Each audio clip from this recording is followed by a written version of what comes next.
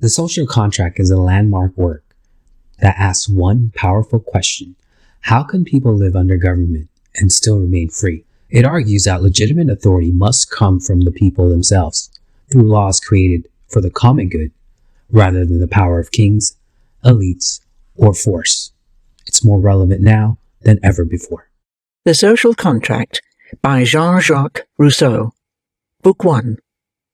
In this little treatise, I plan to address the question: with men as they are and with laws as they could be, can there be in the civil order any sure and legitimate rule of administration? In tackling this, I shall try always to unite what right allows with what interest demands, so that justice and utility don't at any stage part company. I start on this without showing that the subject is important. You may want to challenge me. So you want to write on politics. Are you then a monarch or a legislator? I answer that I am neither, and that is why I write on politics. If I were a monarch or a legislator, I wouldn't waste my time saying what should be done. I would do it, or keep quiet. As I was born a citizen of a free state, and am a member of its sovereign body, my right to vote makes it my duty to study public affairs, however little influence my voice can have on them. Happily, when I think about governments, I always find that my enquiries give me new reasons for loving the government of my own country. Man is born free, and everywhere he is in chains. He is one who thinks he is the master of others, yet he is more enslaved than they are. How did this change come about? I don't know. What can make it legitimate? That's a question I think I can answer. If I took into account nothing but force, and what can be done by force, I would say, as long as a people is constrained to obey, it does well to obey. As soon as it can shake off the yoke, it does even better to shake it off. If its right to do so is challenged, it can answer that it gets its liberty back by the same so-called right, namely force, that took its liberty from it in the first place. Any justification for taking it away equally justifies taking it back. And if there was no justification for its being taken away, no justification for taking it back is called for. But the social order isn't to be understood in terms of force. It is a sacred right on which all other rights are based.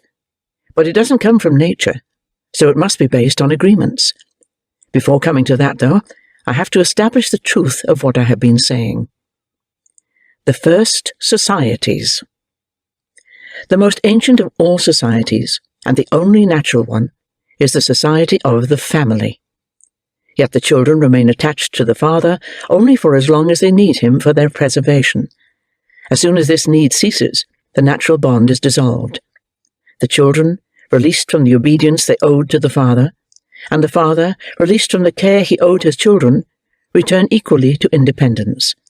If they remain united, they do so not naturally, but voluntarily, and the family itself is then maintained only by agreement. This common liberty is an upshot of the nature of man. His first law is to provide for his own preservation. His first cares are those he owes to himself. And as soon as he can think for himself, he is the sole judge of the right way to take care of himself, which makes him his own master. You could call the family the prime model of political societies. The ruler corresponds to the father, and the people to the children, and all of them, the people and the children, because they were born free and equal, don't give up their liberty without getting something in return. The whole difference is that in the family, the father's care for his children is repaid by his love for them, whereas in the state, the ruler's care for the people under him is repaid not by love for them, which he doesn't have, but by the pleasure of being in command. The legal theorist Hugo Grotius denies that all human power is established in favor of the governed, and cites slavery as a counterexample. His usual method of reasoning is to establish right by fact, that is, to draw conclusions about what should be the case from premises about what is the case. Not the most logical of argument patterns, but it's one that is very favorable to tyrants. Throughout his book, Grotius seems to be inclined, as does Hobbes, to the thesis that the human species is divided into so many herds of cattle, each with a ruler who keeps guard over them for the purpose of devouring them. Aristotle, long before, said that men are not naturally equal, because some are born for slavery and others for command. He was right, but he mistook the effect for the cause. Every man born in slavery is born for slavery. Nothing is more certain than that. Slaves lose everything in their chains, even the desire to escape from them. They love their servitude, as Ulysses' comrades loved their brutish condition when the goddess Circe turned them into pigs. So if there are slaves by nature, that's because they have been slaves against nature. Force first made them slaves, and their cowardice kept them slaves. I have said nothing about King Adam, or about Emperor Noah, the father of 3 great monarchs, who are said in the book of Genesis to have ruled the world after the flood. I hope to be given credit for my moderation. As a direct descendant of one of these monarchs, perhaps of the eldest branch, I don't know that a verification of titles wouldn't show me to be the legitimate king of the human race. Anyway, Adam was undeniably sovereign of the world, as Robinson Crusoe was of his island, as long as he was its only inhabitant, and this empire had the advantage that the monarch, safe on his throne, had nothing to fear from rebellions, wars, or conspirators. The right of the strongest. The strongest is never strong enough to be always the master, unless he transforms strength into right and obedience into duty. Hence, the right of the strongest, a phrase that one might think is meant ironically, but is actually laid down as a basic truth. But will no one ever explain this phrase? Force is a physical power. I don't see what moral effect it can have. Giving way to force is something you have to do, not something you choose to do. Or if you insist the choice comes into it, it is at most an act of prudence. In what sense can it be a duty? Suppose for a moment that this so-called right of the strongest exists. I maintain that we'll get out of this nothing but a mass of inexplicable nonsense. If force makes right, then if you change the force, you change the right. Effects change when causes change. So that when one force overcomes another, there's a corresponding change in what is right. The moment it becomes possible to disobey with impunity, it becomes possible to disobey legitimately. And because the strongest are always in the right, the only thing that matters is to work to become the strongest. Now, what sort of right is it that perishes when force fails? If force makes us obey, we can't be morally obliged to obey. And if force doesn't make us obey, then on the theory now being discussed, we are under no obligation to do so. Clearly, the word right adds nothing to force. In this context, it doesn't stand for anything. Obey the powers that be. If this means submit to force, it is a good precept, but superfluous. I guarantee that it will never be violated. All power comes from God, I admit, but so does all sickness. Are we then forbidden to send for the doctor? A robber confronts me at the edge of a wood. I am compelled to hand over my money, but is it the case that even if I could hold on to it, I am morally obliged to hand it over? After all, the pistol he holds is also a power. Then let us agree that force doesn't create right, and that legitimate powers are the only ones we are obliged to obey, which brings us back to my original question. Slavery. Since no man has a natural authority over his fellow, and force creates no right, we are left with agreements as the basis for all legitimate authority among men. Grotius says, "If an individual can get rid of his liberty and make himself the slave of a master, why couldn't a whole people get rid of its liberty and make itself subject to a king?" This contains several ambiguous expressions that need to be explained, but let us confine ourselves to get rid of. To get rid of something is to give or sell it. Now, a man who becomes the slave of another does not give himself. He sells himself at the rock-bottom price of his subsistence, his bare means of survival. But when a people sells itself, what price is paid? Not their subsistence. Far from providing his subjects with their subsistence, a king gets his own subsistence entirely from them. Do subjects, then, give their persons on condition that the king takes their goods also? I fail to see what they have left to preserve. The despot guarantees civic peace in the state, you may say. Granted, but what do the people gain if the wars his ambition brings down on them, his insatiable greed and harassments by his government, bring them more misery than they'd have suffered from their own ungoverned quarrels? What do they gain if this peace is one of their miseries? You can live peacefully in a dungeon, but does that make it a good life? To say that a man gives himself to someone else, that is, hands himself over free of charge, is to say something absurd and inconceivable. Such an act is null and illegitimate, simply because the man who does it is out of his mind. To say the same of a whole people is to suppose a people of madmen, and madness doesn't create any right. Even if each man could get rid of himself, he couldn't get rid of his children. They are born men and born free. Their liberty belongs to them, and no one else has the right to dispose of it. While they are too young to decide for themselves, the father can, in their name, lay down conditions for their preservation and well-being, but he can't make an irrevocable and unconditional gift of them. Such a gift is contrary to the ends of nature, and exceeds the rights of paternity. To renounce your liberty is to renounce your status as a man, your rights as a human being, and even your duties. There can't be any way of compensating someone who gives up everything. Such a renunciation is incompatible with man's nature. To remove all freedom from his will is to remove all morality from his actions.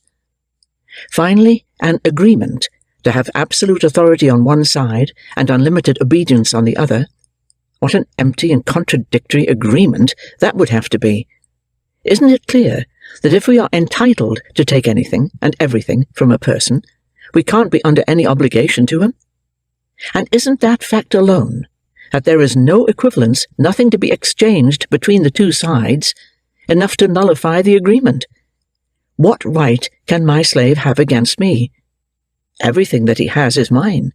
His right is mine, and it doesn't make sense to speak of my right against myself. Grotius and company cite war as another source for the so-called right of slavery. The winner having, they say, the right to kill the loser. The latter can buy back his life at the price of his freedom, and this agreement is all the more legitimate in being to the advantage of both parties. But this supposed right to kill the loser is clearly not an upshot of the state of war. Men are not naturally one another's enemies. Any natural relations amongst them must exist when they are living in their primitive independence without any government or social structure, but at that time they have no interrelations stable enough to constitute either the state of peace or the state of war. War is constituted by a relation between things, not between persons, and because the state of war can't arise out of simple personal relations, but only out of thing relations, there can't be a private war, a war of man against man, in the state of nature, where there is no ownership, or in the state of society, where everything is under the authority of the laws. Individual combats, duels and encounters are acts that can't constitute a state. The private wars authorized by Louis IX of France were abuses of feudal government, which was itself an absurd system, if ever there was one, contrary to the principles of natural right and to all good government. So war is a relation not between man and man, but between state and state. And individuals are enemies only accidentally, not as men, nor even as citizens, but as soldiers, not as belonging to their country, but as defenders of it. And the only enemies a state can have are other states, not men, because there can't be a real settled relation between things as radically different as states and men. This principle squares with the established rules of all times, and the constant practice of all civilized peoples. Declarations of war don't give notice to powers as much as to their subjects. A foreigner, whether king, individual, or whole people, who robs, kills, or detains the subjects of a country without first declaring war on their monarch, is not an enemy, but a bandit. During a full-scale war, a monarch is entitled to help himself to anything in the enemy country that belongs to the public, but if he is just, he will respect the lives and goods of individuals. He will respect rights on which his own are based. The purpose of the war is to destroy the enemy state, so we have a right to kill its defenders while they are bearing arms. But as soon as they lay down their weapons and surrender, they stop being enemies or instruments of the enemy and resume their status as simply men, and no one has any right to take their lives. Sometimes it is possible to kill a state without killing any of its members, and a war doesn't give any right that isn't needed for the war to gain its objective. What about the right of conquest? The only basis for that is the law of the strongest. If war doesn't give the winner the right to massacre the conquered peoples, you can't cite that non-existent right as a basis for a right to enslave those peoples. No one has a right to kill an enemy except when he can't make him a slave. So the right to enslave him can't be derived from the right to kill him. It's not fair dealing to make him spend his freedom so as to keep his life, over which the victor holds no right. Isn't it clear that there is a vicious circle in basing the right of life and death on the right of slavery, and the right of slavery on the right of life and death? Even if we assume this terrible right to kill all the conquered people, I maintain that someone enslaved in war isn't committed to do anything for his master except what he is compelled to do. And the same goes for a conquered people. The enslaved individual or the conquered people doesn't owe the conqueror anything. By taking an equivalent for the conquered person's life, the winner hasn't done him a favor. Instead of killing him without profit, he has killed him usefully. He is, indeed, so far from getting any authority over the slave, in addition to his power over him, that the two are still in a state of war towards one another. Their master/slave relation comes from that, and this enforcement of a right of war doesn't imply that there has been a peace treaty. They have reached an agreement, but this agreement, far from ending the state of war, presupposes its continuance. However we look at it, therefore, the right of slavery is null and void, not only as illegitimate but also as absurd and meaningless. The words slave and right contradict each other and are mutually exclusive. It will always be insane to say to a man or to a people, "I make an agreement with you wholly at your expense and wholly to my advantage. I shall keep it as long as I like, and you will keep it as long as I like." The need for a first agreement. Even if I granted everything that I have refuted up to here, the supporters of despotism would be no better off. Ruling a society will always be a quite different thing from subduing a multitude. If any number of scattered individuals were successively enslaved by one man, I can see they're only a master and his slaves, not a people and its ruler. It's a cluster, if you will, but not an association. There's no public good there, and no body politic. This man may have enslaved half the world, but he is still only an individual. His interest, apart from that of the others, is never anything but a purely private interest. When this man dies, the empire he leaves behind him will remain scattered and without unity, like an oak that falls into a fire and dissolves into a heap of ashes when the fire has consumed it. A people, says Grotius, can give itself to a king, so he must hold that a people is a people before it gives itself to a king. This gift is itself a civic act, which has to arise from public deliberation. Before we examine the act by which a people gives itself to a king, let us examine the previous act by which the people became a people, this being the true foundation of society. Indeed, if there were no prior agreement, what would give the minority any obligation to submit to the choice of the majority, unless the election was unanimous? 100 men want to have a master. What gives them the right to vote on behalf of 10 who don't? The law of majority voting is itself something established by agreement, and it presupposes that on at least one occasion there was a unanimous vote. The social compact. Let us take it that men have reached the point at which the obstacles to their survival in the state of nature overpower each individual's resources for maintaining himself in that state. So this primitive condition can't go on. The human race will perish unless it changes its manner of existence. Now, men can't create new forces. They can only bring together ones that already exist and steer them. So their only way to preserve themselves is to unite a number of forces so that they are jointly powerful enough to deal with the obstacles. They have to bring these forces into play in such a way that they act together in a single thrust. For forces to add up in this way, many people have to work together. But each man's force and liberty are what he chiefly needs for his own survival. So how can he put them into this collective effort without harming his own interests and neglecting the care he owes to himself? This difficulty, and the version of it that arises from my present subject, can be put like this.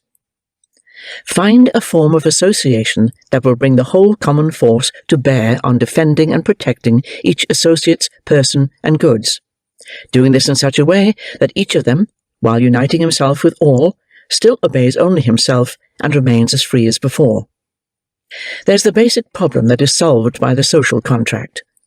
The clauses of this contract are so settled by the nature of the act that the slightest change would make them null and void, so that although they may never have been explicitly stated, they are everywhere the same and everywhere tacitly accepted and recognized, until the social compact is violated and each individual regains his original rights and resumes his natural liberty, while losing the liberty by agreement that had been his reason for renouncing them. Properly understood, these clauses come down to one. Each associate totally gives himself and all his rights to the whole community. This may seem drastic, but three features of it make it reasonable. First, because each individual gives himself entirely, what is happening here for any one individual is the same as what is happening for each of the others, so that no one has any interest in making things tougher for everyone but himself. Second, the handing over is made without anything being held back. The union is as complete as it can be, and no associate has anything more to demand. To see why the association has to be done in this way, consider what the situation would be if the individuals retained certain rights. In the absence of any superior to decide issues about this, each individual would be his own judge in the first case that came up, and this would lead him to ask to be his own judge across the board. This would continue the state of nature, and the association would necessarily become inoperative or tyrannical. Third, each man in giving himself to everyone gives himself to no one, and the right over himself that the others get is matched by the right that he gets over each of them. So he gains as much as he loses, and also gains extra force for the preservation of what he has. Filtering out the inessentials, we'll find that the social compact comes down to this. Each of us puts his person and all his power in common under the supreme direction of the general will, and in our corporate capacity, we receive each member as an indivisible part of the whole. This act of association instantly replaces the individual person status of each contracting party by a moral and collective body, composed of as many members as the assembly has votes, and it receives from this act its unity, its common identity, its life, and its will. This public person that is formed by the union of all the other persons was in earlier times called a city, and these days is called a republic or a body politic. Its members call it a state when thinking of it as passive, a sovereign when thinking of it as active, and a power when setting it alongside others of the same kind. Those associated in it are collectively called a people, and are separately called citizens, as sharing in the sovereign power, and subjects as being under the state's laws. But these terms are often muddled and confused with one another. It is enough to know how to distinguish them when they are being used with precision. The sovereign body. This formula shows us that the act of association involves a two-way commitment between the public and the individuals belonging to it, and that each individual, in making a contract with himself, so to speak, acquires two commitments. As a member of the state, he has a commitment to the sovereign body, and as a member of the sovereign body, he has a commitment to each of the individuals, he being one of them. In civil law, no one is bound by undertakings he has made to himself. But what we are considering here is not that, not incurring an obligation to oneself, but incurring an obligation to a whole of which one is a part, which is very different. The proceeding I have been describing can't give the sovereign body a commitment to itself. As an individual, someone has a commitment to the sovereign body, and as a member of it he has a commitment to himself. But the sovereign body can't have a commitment to itself. It doesn't have two distinct roles, such that a commitment could go from it in one role and towards it in the other. And so it is against the nature of the body politic for the sovereign body to impose on itself a law that it can't infringe. There isn't, and can't be, any kind of basic law that is binding on the body of the people. Even the social contract itself can't do that. This doesn't mean that the body politic can't enter into commitments with other states. It can do that, because in relation to what is external to it, that is, in relation to other states or sovereigns, the sovereign body is just a simple being, an individual. But the body politic, the sovereign body, owes its very existence to the sanctity of the contract, so it can never commit itself, even to another state, to do anything that conflicts with that original act. For example, to get rid of any part of itself, or to submit to another sovereign. I'm saying not that the sovereign body ought not to do such a thing, but that it can't do so. Violation of the act of contract-making by which it exists would be self-annihilation, and nothing can be created by something that has gone out of existence. As soon as this multitude is united into one body in this way, any offence against one of the members is an attack on the body, and any offence against the body will be resented by the members. Thus, the two contracting parties, the individual member and the body politic, are obliged by duty and by self-interest to give each other help. Now, because the sovereign body is made out of nothing but its constituent individuals, it doesn't and can't have any interest contrary to theirs, so there's no need for it to provide its subjects with guarantees of treating them well, because the body can't possibly wish to hurt all its members, and, as we'll see later on, it can't hurt any individual one of them either. The sovereign body, merely by virtue of what it is always what it ought to be. But the situation is different with respect to the relation of the subjects to the sovereign body. Despite the subjects' common interest, the sovereign body would have no security that they would behave as they have committed themselves to behaving, unless it found some way to be assured of their fidelity. The fact is that each individual as a man can have a particular will that doesn't fit, and even conflicts with, the general will he has as a citizen. His individual self-interest may speak to him quite differently from how the common interest does. He looks at the situation in this way. I have an absolute and naturally independent existence. I'm not something that exists only because certain items have come together in an association. So what I am said to owe to the common cause, that is, to the body politic or sovereign body, whose existence is in that way dependent on the conduct of its members, is really a gift, a handout. If I withhold it, that won't harm anyone else as much as it will benefit me. So he wants to enjoy the rights of a citizen without being ready to fulfill the duties of a subject, and in due course that injustice would destroy the body politic. To protect the social compact from being a mere empty formula, therefore, it silently includes the undertaking that anyone who refuses to obey the general will is to be compelled to do so by the whole body. This single item in the compact can give power to all the rest. It means nothing less than that each individual will be forced to be free. It's obvious how forcing comes into this, but to be free? Yes, because this is the condition which, by giving each citizen to his country, secures him against being taken by anyone or anything else. This is the key to the working of the political machine. It alone legitimizes civil commitments, which would otherwise be absurd, tyrannical, and liable to frightful abuses. The civil state. This shift from the state of nature to the civil state produces a very remarkable change in man. The role that instinct used to play in his conduct is now taken over by a sense of justice, and his actions now have a moral aspect that they formerly lacked. The voice of duty has taken over from physical impulses, and a sense of what is right has taken over from appetite. And now, only now, the man who previously considered only himself discovers that he is forced to act on different principles, and to consult his reason before listening to his inclinations. In this civil state, he is deprived of many advantages that he received from nature, but he gets enormous benefits in return. His faculties are so stimulated and developed, his ideas are extended, his feelings ennobled, and his whole soul uplifted to such a level that if the misuses of this new condition didn't often pull him down lower than he was in the state of nature, he would be bound to bless continually the happy moment that took him from it forever, turning a dull and limited animal into a thinking being, a man. Here is a statement of profit and loss, in terms that make it easy to compare the two sides. What man loses by the social contract is his natural liberty and an unrestricted right to anything he wants and can get. And what he gains is civil liberty and the ownership of everything he possesses.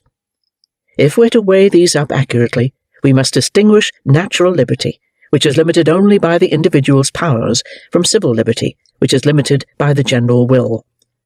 And we must distinguish possession, which is merely the effect of force or the principle of first come first served, from ownership, which can only be based on a positive title. We could add on the profit side the fact that in the civil state a man acquires moral liberty, which alone makes him truly master of himself. For the drive of sheer appetite is slavery, while obedience to a law that we prescribe to ourselves is liberty. But I've said too much about this in other places, and the philosophical meaning of the word liberty doesn't concern us here. Real estate. At the moment when the community comes into existence, each of its members gives himself to it, himself just as he is, with all his powers, including all his possessions. It is not the case that this transfer of all his goods changes them from being possessions in his hands to being property in the hands of the sovereign body, that is, to being strictly owned by it, but because the city's powers are incomparably greater than any individual's, public possession is stronger and more irrevocable, without being any more legitimate. Actually, this state's possession of its own members' goods is legitimate, because the state is the master of all their goods by the social contract, which is the basis of all rights within the state. But that doesn't hold for foreigners, because for them ownership depends solely on the first-come, first-served principle, which also serves for states in their ownership of territory. Of the two ways of getting a right to something in the state of nature, namely, being the first occupier of it, and being the strongest, the former provides a right, first come, first served, that is more real than what the latter provides, but it doesn't become a true right until property rights are established. Every man has naturally a right to everything he needs, but the positive act that makes something his property makes him the owner of it, excludes him from everything else. Having acquired a share, he ought to limit himself to that, and can't have any further claim on the community. That's why the first occupier right, which is so weak in the state of nature, claims the respect of every man in civil society. What a man respects in this right is not so much what does belong to someone else as what does not belong to him. In general, to authorize a first occupier's right over any bit of ground, 3 conditions must be satisfied. The ground wasn't already occupied by someone else. He occupies only as much as he needs for his subsistence. He takes possession of this ground not by an empty ceremony, but by labour and cultivation. His work on the land is the only sign of ownership that others should respect if he doesn't have a legal title. In allowing the right of first occupancy on condition that the land was needed and was worked on, aren't we stretching that right as far as it can go? Can no restrictions be placed on such a right? To claim to be the master of a plot of common ground, will it be enough merely to set foot on it? If a man has the strength to expel others for a moment, does that deprive them of any right to return? If a man or a people seize an immense territory and shut out the rest of the world, won't this be merely a grab that ought to be punished? The answer is surely yes, because such an act steals from others the living space and means of subsistence that nature gave them in common. When Balboa stood on the seashore and took possession of the South Seas and the whole of South America in the name of the Spanish crown, was that enough to dispossess all their actual inhabitants, and to shut out from those territories all the monarchs of the world? If so, there's no need for all these ceremonies. The Catholic king can take possession of the whole universe all at once, tacking on a rider, excluding from his claim any territories that were already possessed by other monarchs. We can imagine how adjacent pieces of land belonging to individuals become, when they are combined, public territory, and how the right of sovereignty over the subjects comes to be extended to being a right over their real estate. This makes the landowners even more dependent on the sovereign. They have more to lose if things go wrong between them and the sovereign, and this is a guarantee of their fidelity. The advantage of this apparently wasn't felt by ancient monarchs, who called themselves kings of the Persians, the Scythians, or the Macedonians, apparently regarding themselves as rulers of men rather than as masters of a country. Today's kings are cleverer. They call themselves kings of France, of Spain, of England, and so on. Holding the land in this way, they are quite confident of holding the inhabitants. This alienation, in which individuals transfer their goods to the community, has a special feature, namely that far from depriving the individuals of their goods, it assures them of legitimate possession, changing "I have taken possession of this, somehow," into "I have a genuine right to this," and changing "I have the enjoyment of this" into "I own this." Thus the possessors, in their role as those to whom the public good has been entrusted, and having their rights respected by all the state's members and maintained against foreign aggression by all its forces, have made a transfer that benefits both the public and still more themselves, thereby acquiring, as it were, everything that they gave up.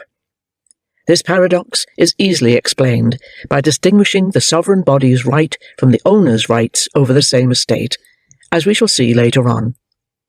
It can also happen that men begin to unite before they possess anything, subsequently occupy a tract of land that is enough for them all, and then enjoy it in common, or share it out amongst themselves, either equally or in proportions fixed by the sovereign body. However the acquisition is made, each individual's right to his own estate is always subordinate to the community's right over everyone's estate. Without this, the social tie would be fragile, and the exercise of sovereignty would be feeble.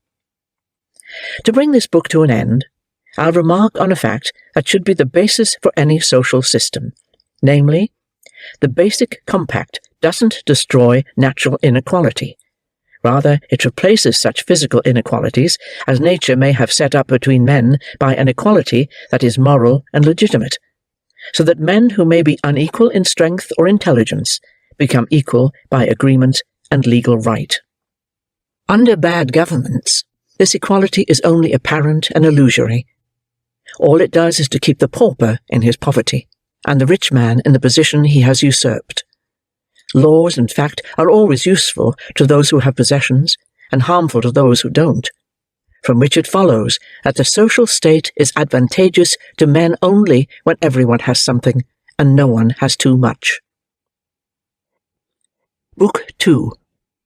Sovereignty cannot be given away. The first and most important consequence of the principles I have laid down is that the general will can only direct the state in the light of the goal for which it was instituted, namely, the common good.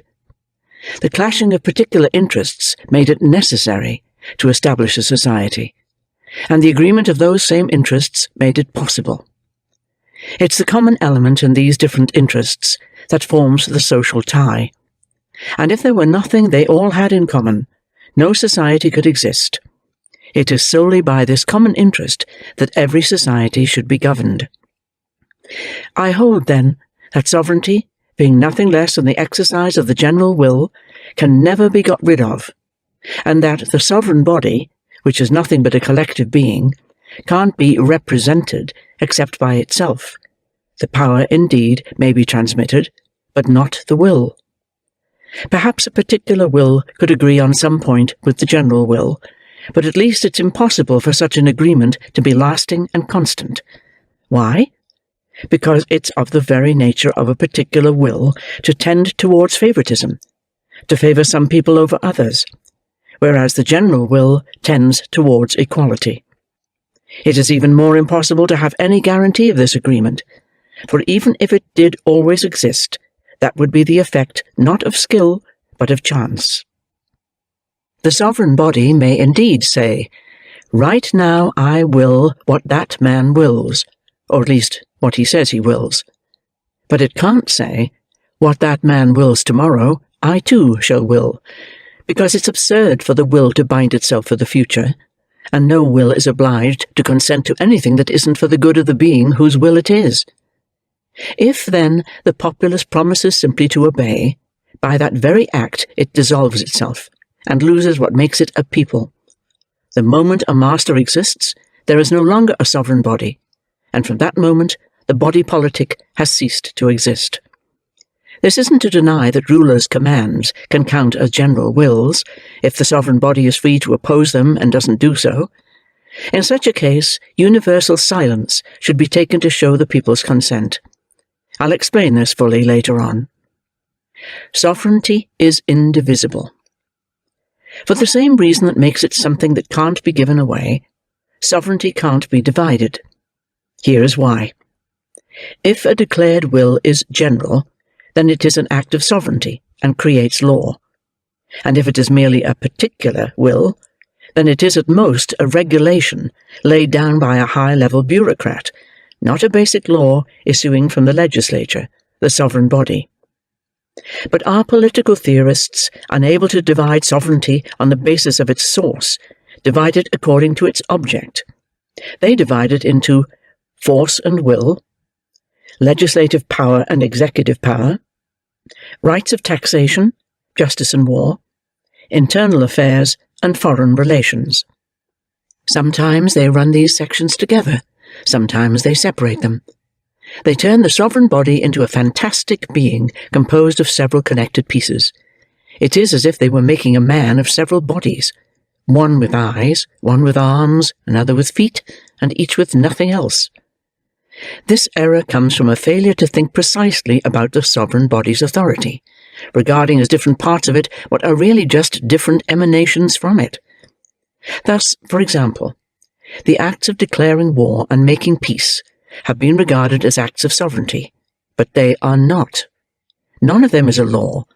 Each of them simply applies a law to a particular case, involving a decision not about what the law is to be, but only about how the law applies in this case. This will be clear when the idea attached to the word law has been fixed. If we tracked the other divisions in the same way, we would find that whenever sovereignty is taken to be divided, a mistake has been made. The rights taken as being part of the sovereignty are really all subordinate, and always presuppose the existence of undivided supreme wills that they are merely applying. There are no words to express how greatly this lack of exactness has obscured the conclusions of political theorists, who take their principles as a basis for judging the respective rights of kings and peoples. Everyone can see in Grotius's work how the learned man and his translator, Barbeyrac, entangle and confuse themselves within their own sophistries, for fear of saying too little or too much of what they think, and so offending the interests they have to placate. Grotius, a refugee in France, discontented with his own country and wanting to pay court to Louis XIII, to whom his book is dedicated, will go to any lengths to strip peoples of all their rights and clothe kings in them with every conceivable decoration. This would also have been much to the taste of Barbeyrac, who dedicated his translation to George I of England. But unfortunately for him, the expulsion of James II, which Barbeyrac called his abdication, compelled him to be on his guard, to shuffle and switch positions in order to avoid making William of Orange, who succeeded James on the throne, a usurper. If these two writers had adopted the true principles, all their difficulties would have been removed, and they would have been always consistent. But they'd have told the truth, sadly, and they wouldn't have been paying court to anyone except the people. Oh, well, the truth is no road to fortune, and the populace doesn't give out ambassadorships, university chairs, or pensions. Can the general will be wrong? It follows from all this that the general will is always in the right and always works for the public good. But it doesn't follow that the people's deliberations are always equally correct. Our will is always for our own good, but we don't always see what that is. The populace is never corrupted, but it is often deceived, and then, but only then it seems to will something bad. The will of all is very different from the general will. The latter looks only to the common interest, while the former looks to private interest, and is no more than a sum of particular wills. But remove from these same wills the pluses and minuses that cancel one another, and what is left of the particular wills adds up to the general will. If the populace held its deliberations on the basis of adequate information, without the citizens communicating with one another, what emerged from all the little particular wills would always be the general will, and the decision would always be good.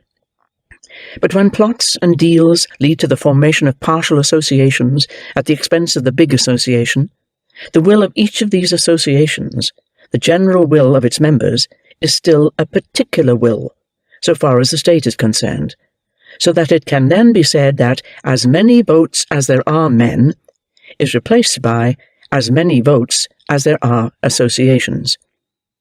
The particular wills become less numerous and give a less general result. And when one of these associations is so great as to prevail over all the rest, the result is no longer a sum of small particular wills, but a single particular will. And then there is no longer a general will, and the opinion that prevails is purely particular. If the general will is to emerge clearly, it's important that there be no partial society within the state, and that each citizen think only his own thoughts, which was indeed a sublime and unique system established by the great Lycurgus. And if there are partial societies, it's best to have as many as possible, and to prevent them from becoming unequal, as was done by Solon, Numa, and Servius. These precautions are the only ones that can ensure that the general will is always enlightened and the populace never in error. The limits of the sovereign power. If the state or city is nothing but a notional person, whose life consists in the union of its parts, and if its most important concern is for its own preservation, it must have a universal force to move and place each part in the way that is most advantageous to the whole. Just as nature gives each man absolute power over all his members, the social compact gives the body politic absolute power over all its members. And I repeat that it is this power which, under the direction of the general will, is called sovereignty. But as well as the public person, we have to consider the private persons who compose it, whose life and liberty are naturally independent of it. So now there's the matter of clearly distinguishing the citizens' rights from the sovereign bodies, and the citizens' natural rights as men from their duties as subjects.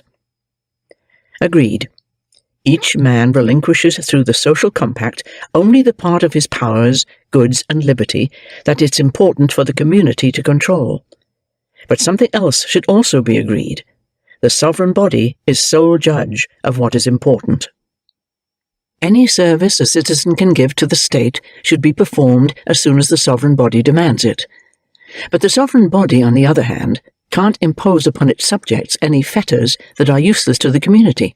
Indeed, it can't even want to do so, because there's no reason for it to want to, and nothing can happen without a cause applies under the law of reason as much as it does under the law of nature. The undertakings that bind us to the social body are obligatory, only because they go both ways, and their nature is such that in fulfilling them we can't work for others without working for ourselves. Why is the general will always in the right, and why do all continually will the happiness of each? It can only be because there's not a man who doesn't think of each as meaning him, and considers himself in voting for all. This shows that equality of rights, and the idea of justice arising from it, originate in the preference each man gives to himself, and thus originate in human nature. It shows that the general will, to be really general, must be general in its object as well as its essence. That is, it must come from all and apply to all, and that when it is directed to some particular and determinate object, it loses its natural rightness, because in such a case we, the joint owners of the general will, are judging of something foreign to us, so that we don't have any genuine standards to guide us. Indeed, As soon as a question of particular fact or right arises in some context that hasn't already been regulated by a general agreement, the matter becomes contentious. It is a case, like a trial in a court of law, where the individuals concerned are on one side and the public are on the other. But I can't see what law should be followed or what judge should decide. Couldn't we ask the general will for an explicit decision on this matter? That is an absurd proposal. The deliverance of the general will can only be the conclusion of one of the sides, and will therefore be seen by the other as merely an external and particular will that is subject to error and has on this occasion fallen into injustice. Thus, just as a particular will can't represent the general will, so the general will, just because it is general, can't pronounce on a particular man or fact. When, for instance, the Athenian populace nominated or displaced its rulers, decreeing honours for one and penalties for another, and by hosts of particular decrees exercised all the functions of government indiscriminately, it no longer had a general will in the strict sense. It was acting no longer as sovereign, but as an officer of the law.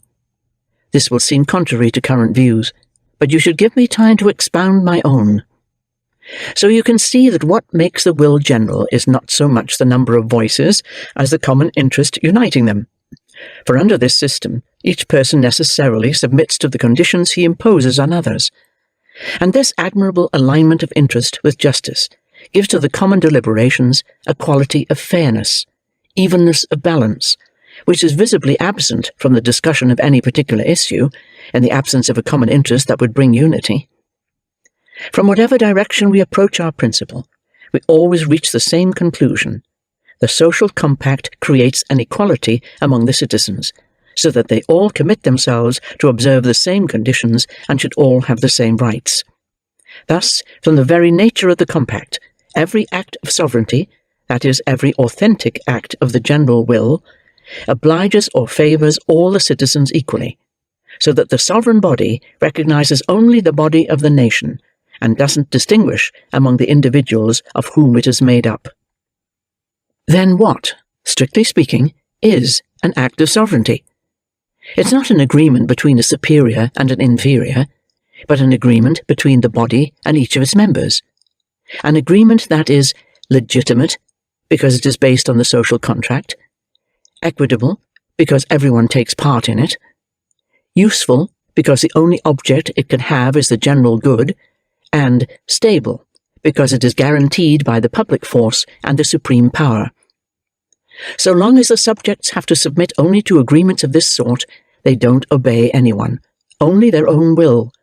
And to ask how far the respective rights of the sovereign body and the citizens extend is to ask not two questions, but only one, namely, up to what point can the citizens make commitments to themselves, each to all, and all to each? This shows that the sovereign body's power, utterly absolute, sacred, and inviolable, as it is, doesn't and can't cross the boundaries set by general agreements, and that every man can do what he likes with any goods and liberty that these agreements leave him, so that it is never right for the sovereign body to burden one subject more heavily than another, because that involves a particular decision, and therefore isn't within the range of the sovereign's legitimate activity.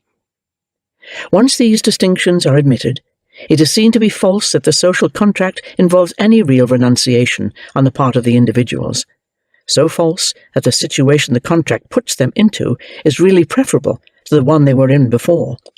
Instead of giving anything away, they have made an advantageous exchange, trading in an uncertain and precarious way of living for one that is better and more secure, natural independence for liberty, the power to harm others for security for themselves, and their strength, which others might overcome for a right that social union makes invincible. Even their life, which they have dedicated to the state, is constantly protected by it, and when they risk it in the state's defense, aren't they just giving back what they have received from it? What are they doing that they wouldn't do oftener and more dangerously in the state of nature, in which they would inevitably have to risk their lives in battles in defense of their means of survival? Everyone does indeed have to fight when his country needs him, but then no one ever has to fight for himself. we may have to run certain risks on behalf of the source of our security, the alternative is to lose our security and run greater risks on behalf of ourselves. Haven't we profited by this exchange? The right of life and death. This question has been raised. Given that individuals have no right to dispose of their own lives, how can they give that right to the sovereign, transferring something that they don't possess? This looks hard to answer, only because it is wrongly stated. Every man has a right to risk his own life in order to preserve it. A man who jumps from a high window to escape from a fire, is he ever said to be guilty of suicide? Has that crime been alleged against anyone who perishes in a storm that he knew, when he went on board ship, had some probability of occurring? The social treaty aims for the preservation of the contracting parties. He who wills the end also wills the means, and the means must involve some risks, and even some losses. Someone who is willing to save his life at others' expense should also be ready to give it up for their sake when there is a need for this. Now, the citizen is no longer the judge of the dangers the law wants to expose him to, and when the monarch says to him, "It is expedient for the state that you should die," he ought to die. Why?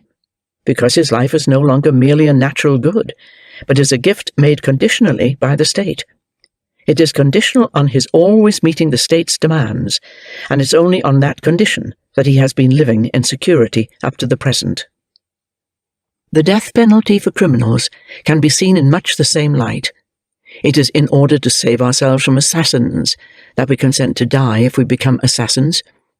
In this social contract, so far from disposing of our own lives, we think only of securing them, and it isn't to be assumed that any of the parties then expects to get himself hanged. Every criminal, by attacking social rights, becomes a rebel and a traitor to his country. By violating its laws, he stops being a member of it. He even makes war on it. The state's survival is inconsistent with his survival, and one of the two must die. When we put the guilty to death, we're doing this not so much to a citizen as to an enemy. He has broken the social treaty. The investigation and trial show this, and the judgment declares it, so he is no longer a member of the state. But he has recognized himself as a member, if only by living there, so he must be lopped off by exile as a violator of the compact, or by death as a public enemy. Such an enemy isn't a merely notional person, he's a man, and in such a case the right of war is to kill the vanquished. You'll say, "But the condemnation of a criminal is a particular act, and is therefore, according to you, not something the sovereign body can do." Right? But this condemnation is not something the sovereign body does. It's a right the sovereign body can confer without being able to itself to exert it. All my ideas hang together, but I can't expound them all at once. We may add that frequent punishments involving death or torture are always a sign that the government is weak or lazy. Every wrongdoer could be turned to some good. There's no right to put to death, even for the sake of making an example, anyone who could safely be left alive. The right of pardoning a guilty man, or letting him off from a penalty imposed by the law and pronounced by the judge, belongs only to the authority above the judge and the law, that is, the sovereign body, and even its right in this matter is far from clear, and is hardly ever called for. A well-governed state has few punishments, not because there are many pardons, but because criminals are rare. It's easier to get away with crimes when there are many of them, and the state is terminally ill. In the Roman Republic, neither the Senate nor the consuls ever offered to pardon anyone, nor did the populace, though it sometimes revoked its own decision. Frequent pardons are an announcement that crime will soon pay, and anyone can see where that leads. But I feel my heart protesting and restraining my pen. Let us leave these questions to the just man, who was never offended, and would himself never stand in need of pardon. The law. By the social compact, we have given the body politic existence and life. Now it is up to legislation to give it movement and will. The basic act that forms the body and pulls it together does nothing to settle what it must do in order to survive. It's the nature of things that makes an item good and in conformity with order, not human agreements. All justice comes from God, who is its sole source. But if we could get it directly from that high source, we wouldn't need government or laws. No doubt there is a universal justice emanating from reason alone, but this justice can be admitted among us only if it is mutual. In the absence of natural sanctions, the laws of justice are ineffective among men. Agreements and laws are needed to join rights to duties and relate justice to its object. In the state of nature, where everything is common, I don't owe anything to someone to whom I haven't promised anything. I recognize as belonging to others only what is of no use to me. It's not like that in the state of society, where all rights are fixed by law. But what, when we come down to it, is a law? As long as we settle for attaching only metaphysical ideas to the word, we'll go on arguing without understanding one another. If someone tells us what a law of nature is, that won't bring us any nearer to knowing what a law of the state is. I have already said that there is no general will directed to a particular object. We are to suppose that the general will of populace X dictates that, for example, individual person Y is to be given a pension. Either Y is a member of X, or he isn't. If he isn't, then X's will doesn't count as a general will in relation to him. It may have absolutely nothing to do with Y's own will. If Y is a member of X, that is, a part of X, then X's will that Y receive a pension is a relation between whole and part that makes them two separate beings, X without Y and Y. But X without Y isn't the whole, and while this relation persists, it's a relation between two unequal parts, and it follows that the will of one is no longer general from the point of view of the other. But when the whole people decrees for the whole people, it is not looking outside itself, but considering only itself. And if a relation is then formed, it is not between two separate objects, but only between two aspects of a single entire object, with no need to split it into two parts. In that case, the matter covered by the decree is general, like the decreeing will. This act is what I call a law. When I say that the object of laws is always general, I mean that law considers subjects collectively, and considers kinds of actions, never a particular person or action. Thus the law can decree that there shall be privileges, but it can't name anyone who is to get them. It can set up different classes of citizens, and even stipulate the qualifications for belonging to each of these classes, but it can't pick out any individuals as belonging to this or that class. It can establish a monarchy with hereditary succession, but it can't choose a king or name a royal family. In short, any action that has an individual object falls outside the scope of the legislative power. We see at once that on this account of things, certain questions can be laid aside. Whose business it is to make laws? They are acts of the general will. Is the monarch above the law? No, because he is a member of the state. Can the law be unjust? No, because nothing is unjust towards itself. How can we be both free and subject to the laws? There's no problem about this, because the laws are nothing but records of our volitions. We see further that because the law unites universality of will with universality of object, nothing that a man, any man, commands on his own initiative can be a law. That holds even for the sovereign body. What it, or he, if it is one person, commands with regard to a particular matter is not a law but a decree, an act not of sovereignty but of administration. So I give the name republic to any state governed by laws, whatever form its administration takes. For only when the laws govern does the public interest govern, and the public thing, that is, the republic, is something real. Every legitimate government is republican. I apply this word not merely to aristocracies and democracies, but quite generally to any government directed by the general will, which is the law. To be legitimate, the government must be not identical with the sovereign body, but its minister, its servant. Laws are really only the conditions of civil association. Because the populace is subject to the laws, it ought to be their author.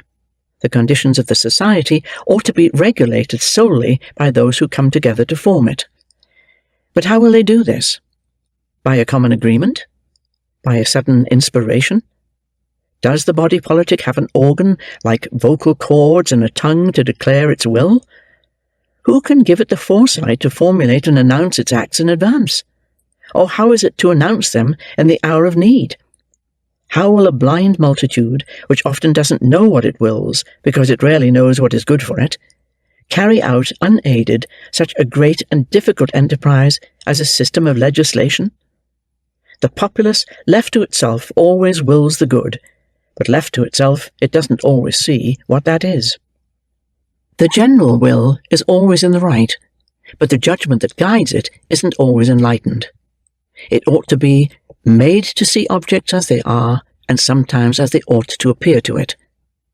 Shown the good road it is in search of, secured from the seductive influences of individual wills, and made to weigh the attractions of present and sensible advantages against the danger of distant and hidden evils. Individuals and the public both need guidance. Individuals must be made to bring their wills into line with their reason. The populace must be taught to know what it wills. If that is done, public enlightenment leads to the union of will and understanding in the social body. The parts are made to work exactly together, and the whole is raised to its highest power. That is why there has to be a lawmaker. The lawmaker.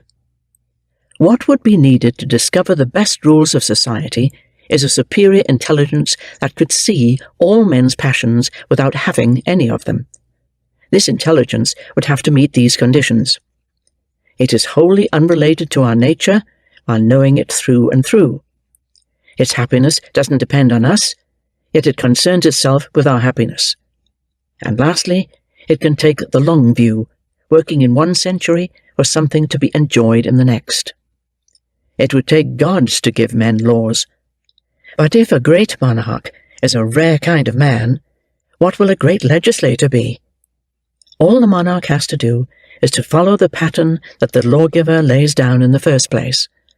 The lawgiver is the engineer who invents the machine. The monarch is merely the mechanic who sets it up and makes it go. At the birth of societies, says Montesquieu, the rulers of republics establish institutions, and then the institutions mould the rulers.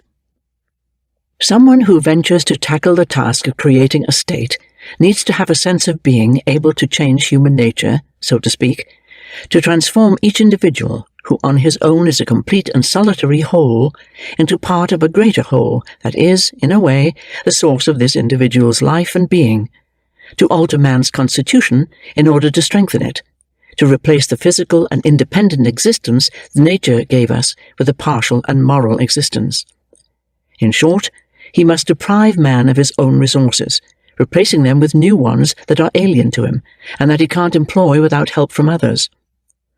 The more completely those natural resources are annihilated, the greater and more lasting are the new ones he acquires, and the more stable and perfect are the new institutions. If you find that last statement extravagant, consider, if each citizen is nothing and can do nothing without all the others, and if the resources acquired by the whole are equal or superior to the natural forces of all the individuals put together, it can be said that legislation is at the highest point of perfection. The lawgiver is an extraordinary man in the state. If his intellectual abilities make him so, his job does also. It's not administration or sovereignty. This work that constitutes the Republic isn't part of its constitution. It is an individual and superior role that has nothing in common with human power. For if anyone who has command over men oughtn't to have command over the laws, then anyone who has command over the laws oughtn't to have it over men. For if he did, his laws would be the servants of his passions, and would often merely perpetuate his injustices. His private aims would inevitably mar the sanctity of his work. When the Spartan Lycurgus gave laws to his country, he began by abdicating as king. It was the custom of most Greek towns to have foreigners establish their laws. The republics of modern Italy, in many cases, followed this example. Geneva did the same and profited by it. When Rome was at its most prosperous, it suffered a revival of all the crimes of tyranny and came close to death, because it put the legislative authority and the sovereign body's power into the same hands. Nevertheless, the decemviri themselves never claimed the right to pass any law merely on their own authority. "Nothing we propose to you," they said to the people, "can pass into law without your consent. Romans, be yourselves the authors of the laws that are to make you happy." So he who draws up the laws doesn't or shouldn't have any right to legislate, and the populace can't deprive itself of this non-transferable right, even if it wants to, because according to the basic compact, the only thing that can bind individuals is the general will, and the only way to be sure that a particular will is in conformity with the general will is to put it to a free vote of the people. Thus, in the task of law-giving, we find two things that seem incompatible: an enterprise that surpasses human powers, and for its execution an authority that is nothing. Another difficulty deserves attention. Wise or learned men who try to speak in their language to the common herd, instead speaking as the herd does, have no chance of being understood. There are countless kinds of ideas that can't possibly be translated into the language of the people. Views that are too broad and objects that are too distant are equally out of its range. Each individual, having no taste for any plan of government that doesn't suit his particular interests, can't easily see the advantages he would get as payback for the continual privations that good laws impose on him. For a populace just coming into being as a body, to be able to relish sound principles of political theory and follow the fundamental rules of statecraft, the effect would have to become the cause. The social spirit to be created by these institutions would have to preside over their very foundation, and men would have to be in advance of the laws, what they should become by means of the laws. So the lawmaker, being unable to appeal either to force or to reason, must resort to an authority of a different order that can constrain without violence and persuade without giving reasons. That is what has always compelled the fathers of the nations to appeal to divine intervention and credit the gods with their own wisdom.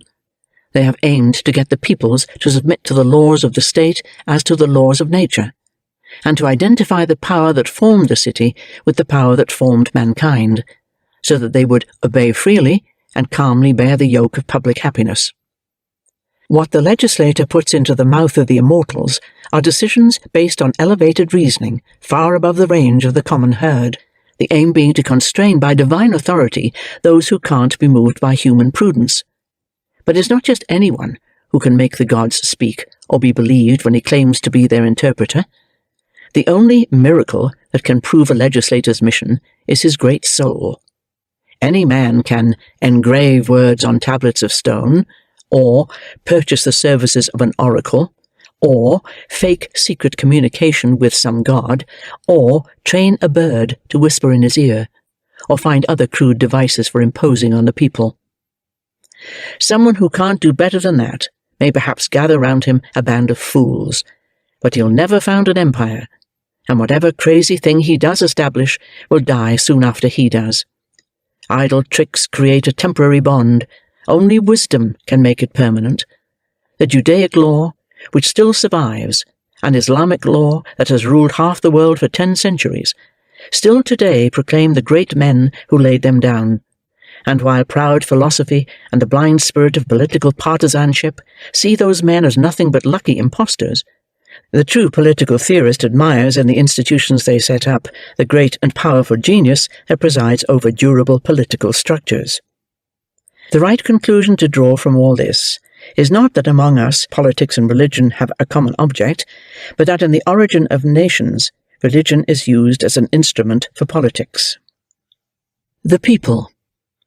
Before putting up a large building, the architect surveys and tests the ground to see if it can support the weight, and in the same way, the wise legislator doesn't start by laying down his good laws. He starts by investigating whether the populace they are intended for is in a condition to receive them.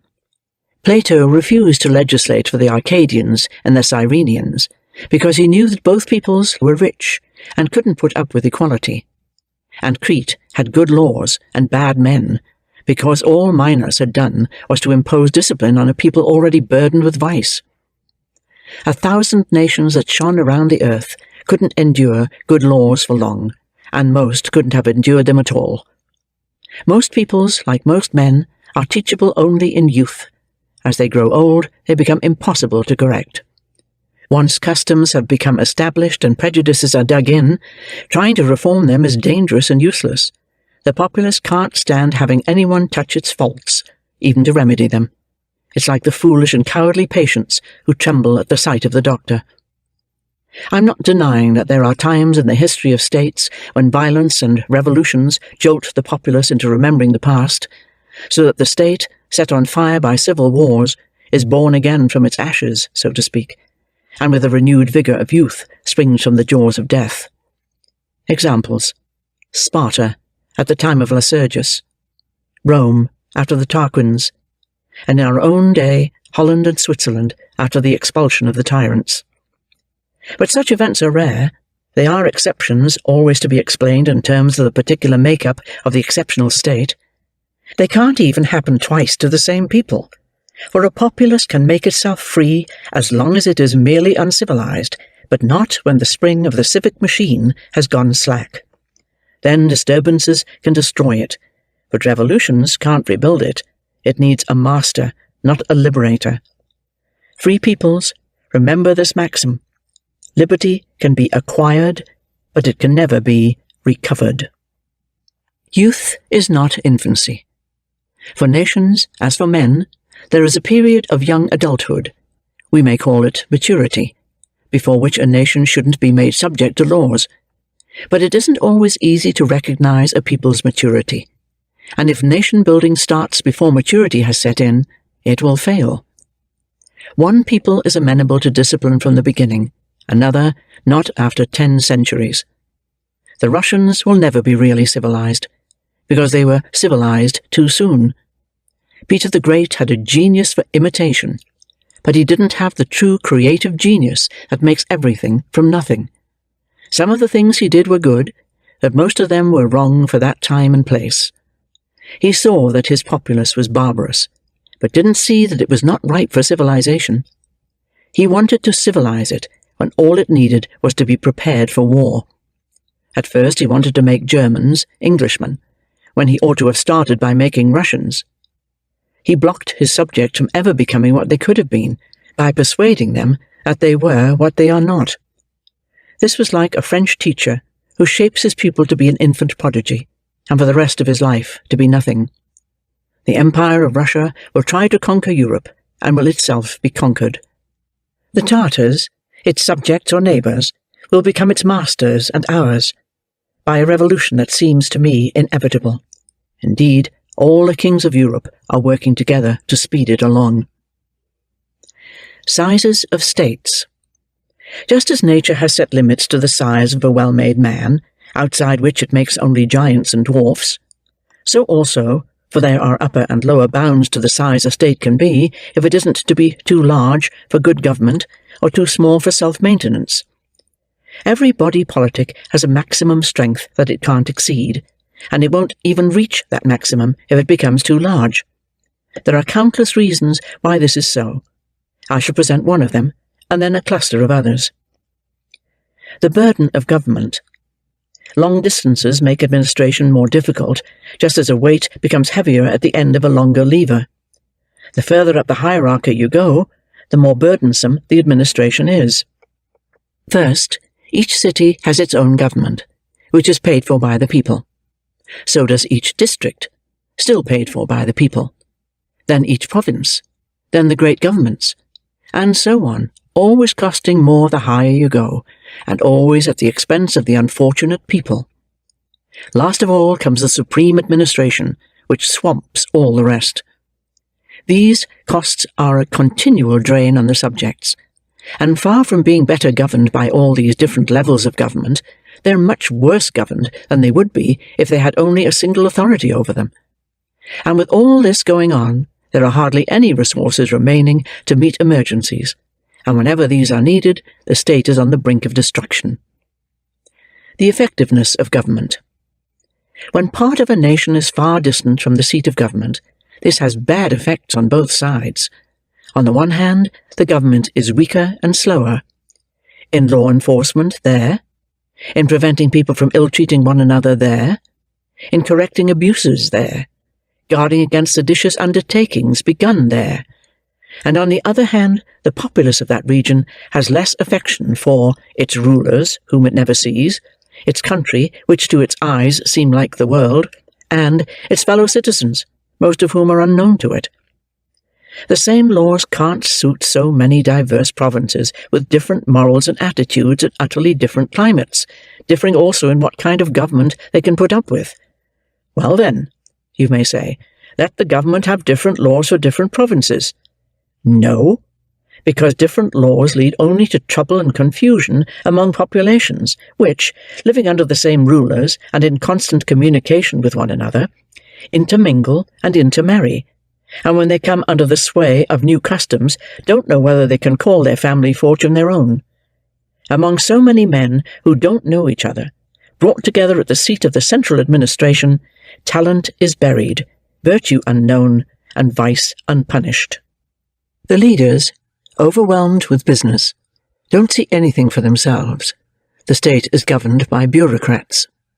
Finally, the measures that have to be taken to maintain the general authority, which all these distant officials wish to evade or abuse, absorb all the governmental energy, so that there's none left for the happiness of the people, and barely enough to defend it when need arises. That's what happens when a body is too big for its constitution. It cracks and falls, crushed under its own weight. On the other hand, a state mustn't be too small. It needs a secure base if it is to be stable, not shaken to pieces by the shocks that are bound to come its way, or by the efforts it will be forced to make to maintain itself. All populations have a kind of centrifugal force by which they continually act against one another, and tend to enlarge themselves at their neighbours' expense. Thus, the weak run the risk of being soon swallowed up, and it is almost impossible for any one state to survive, except by putting itself in a sort of equilibrium with all the others, so that the pressure on all sides is about equal.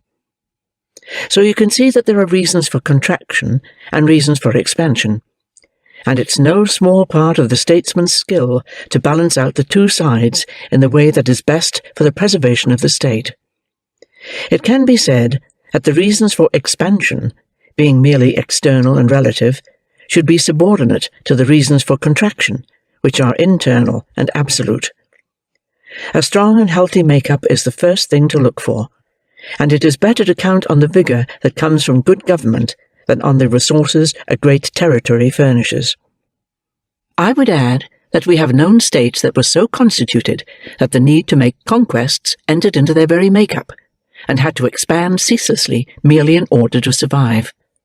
Perhaps they congratulated themselves greatly on this fortunate necessity, yet what it marked out for them were the limits of their greatness and the inevitable moment of their fall.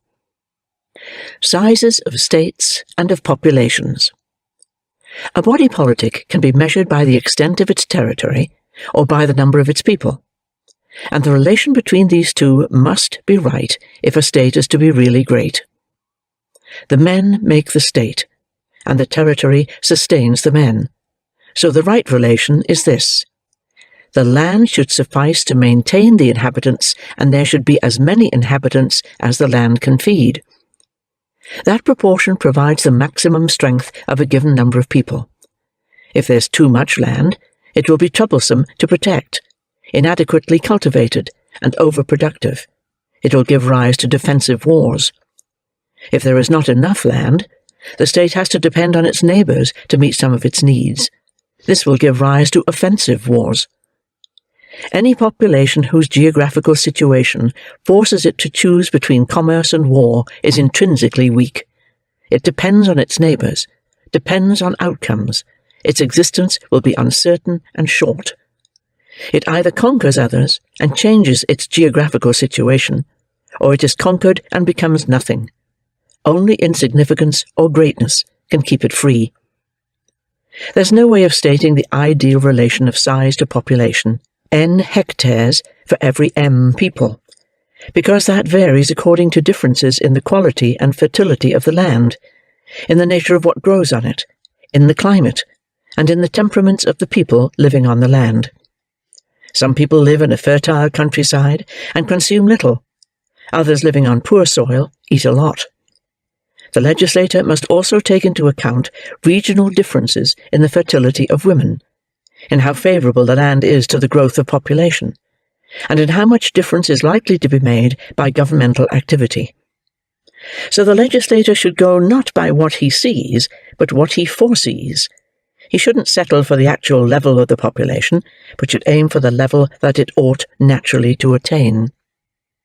Lastly, there are countless situations where the particular local circumstances demand or allow the acquisition of more territory than seems necessary. Thus, expansion will be great in a mountainous territory where the natural products, that is, woods and pastures, need less labour, where it turns out that women are more fertile than in the plains, and where a great expanse of slope presents only a small level stretch that can be relied on for growing things. On the other hand, contraction is possible on the coast, even in territories of rocks and nearly barren sands, because fishing there largely makes up for the lack of land produce, because the inhabitants have to cluster together to repel pirates, and further, because it is easier to get rid of excess inhabitants by founding colonies. To these conditions for establishing a people, there's another that must be added. It doesn't take the place of any of the others, but without it, they are all useless. This is the enjoyment of peace and plenty. The threat posed by want or warfare is especially grave, because when a state is initially getting itself in order, it is least capable of offering resistance, and is easiest to destroy. It could resist better at a time of absolute chaos than at a moment of politically creative agitation, when everyone is occupied with his own status, and not with the danger. If war, famine, or sedition breaks out at this time of crisis, the state will inevitably be overthrown. It's true that many governments have been set up during such storms, but in those cases it was the governments themselves that destroyed the state. Usurpers always create or select times of disturbance and public fear to get destructive laws passed, laws the people would never have adopted while thinking coolly. One of the surest ways of distinguishing a legislator's work from a tyrant's is through the question, when did he choose to act? Then what kind of populace is a fit subject for legislation? One which is already held together by some unity of origin, interest, or agreement, and has never yet felt the real yoke of law, which doesn't have deeply ingrained customs or superstitions, which isn't afraid of being overwhelmed by sudden invasion, which, without entering into its neighbours' quarrels, can resist each of them unaided, or can get the help of one to repel another, in which each member can be known by every other, and there is no need to lay on any man burdens too heavy for a man to bear, which doesn't need and isn't needed by other peoples, which is neither rich nor poor, but self-sufficient, and finally, which combines the solidity of an ancient people with docility, the willingness to be led, of a new one. What makes the work of legislation difficult is not so much what has to be constructed as what has to be destroyed, and what makes success so rare is the impossibility of finding natural simplicity combined with the features that are needed for society to be possible. That is why few states have good constitutions. There is still in Europe one country capable of being given laws, Corsica. That brave people has shown such valour and persistence in regaining and defending its liberty that it deserves to have some wise man teach it how to preserve it. I have a feeling that some day that little island will astonish Europe. Differences among systems of legislation. What precisely is the greatest good of all, the good that should be the goal of every system of legislation? It comes down to two main things, liberty and equality. Liberty, because any constraint on one individual means that that much force is taken from the body of the state, and equality, because liberty can't exist without it. I have already defined civil liberty. As for equality, we should take this to mean not that the degrees of power and riches are to be absolutely the same for everyone, but that, those with power shan't sink to the level of using violence, and that their power will always be exercised by virtue of rank and law, and that no citizen will ever be wealthy enough to buy another, and none poor enough to be forced to sell himself, which implies no extremes of goods and borrowing power on the part of great people, and no extremes of miserliness or greed on the part of ordinary folk. If you want the state to be solid, then make the wealth spread as small as you can. Don't allow rich men or beggars. If you have either of these, you will have the other, and they are equally fatal to the common good. One produces supporters of tyranny, the other produces tyrants. It is always between them that public liberty is put on sale. One buys, the other sells. They say that this equality is a theoretical pipe dream that can't exist in practice. But even if it is certain to be abused, is that a reason for not at least making regulations concerning it? It's precisely because the forces at work in the world always tend to destroy equality that the force of legislation should always tend to maintain it. But these general goals of any good constitution need to be adapted in each country to the local situation and the character of the inhabitants. It's these that should determine the particular institutional system that is best, not perhaps in itself, but for the state in question. For example, what if the soil is barren and unproductive, or the land too crowded for its inhabitants? Then turn to industry and the crafts, and exchange what they produce for the commodities you lack.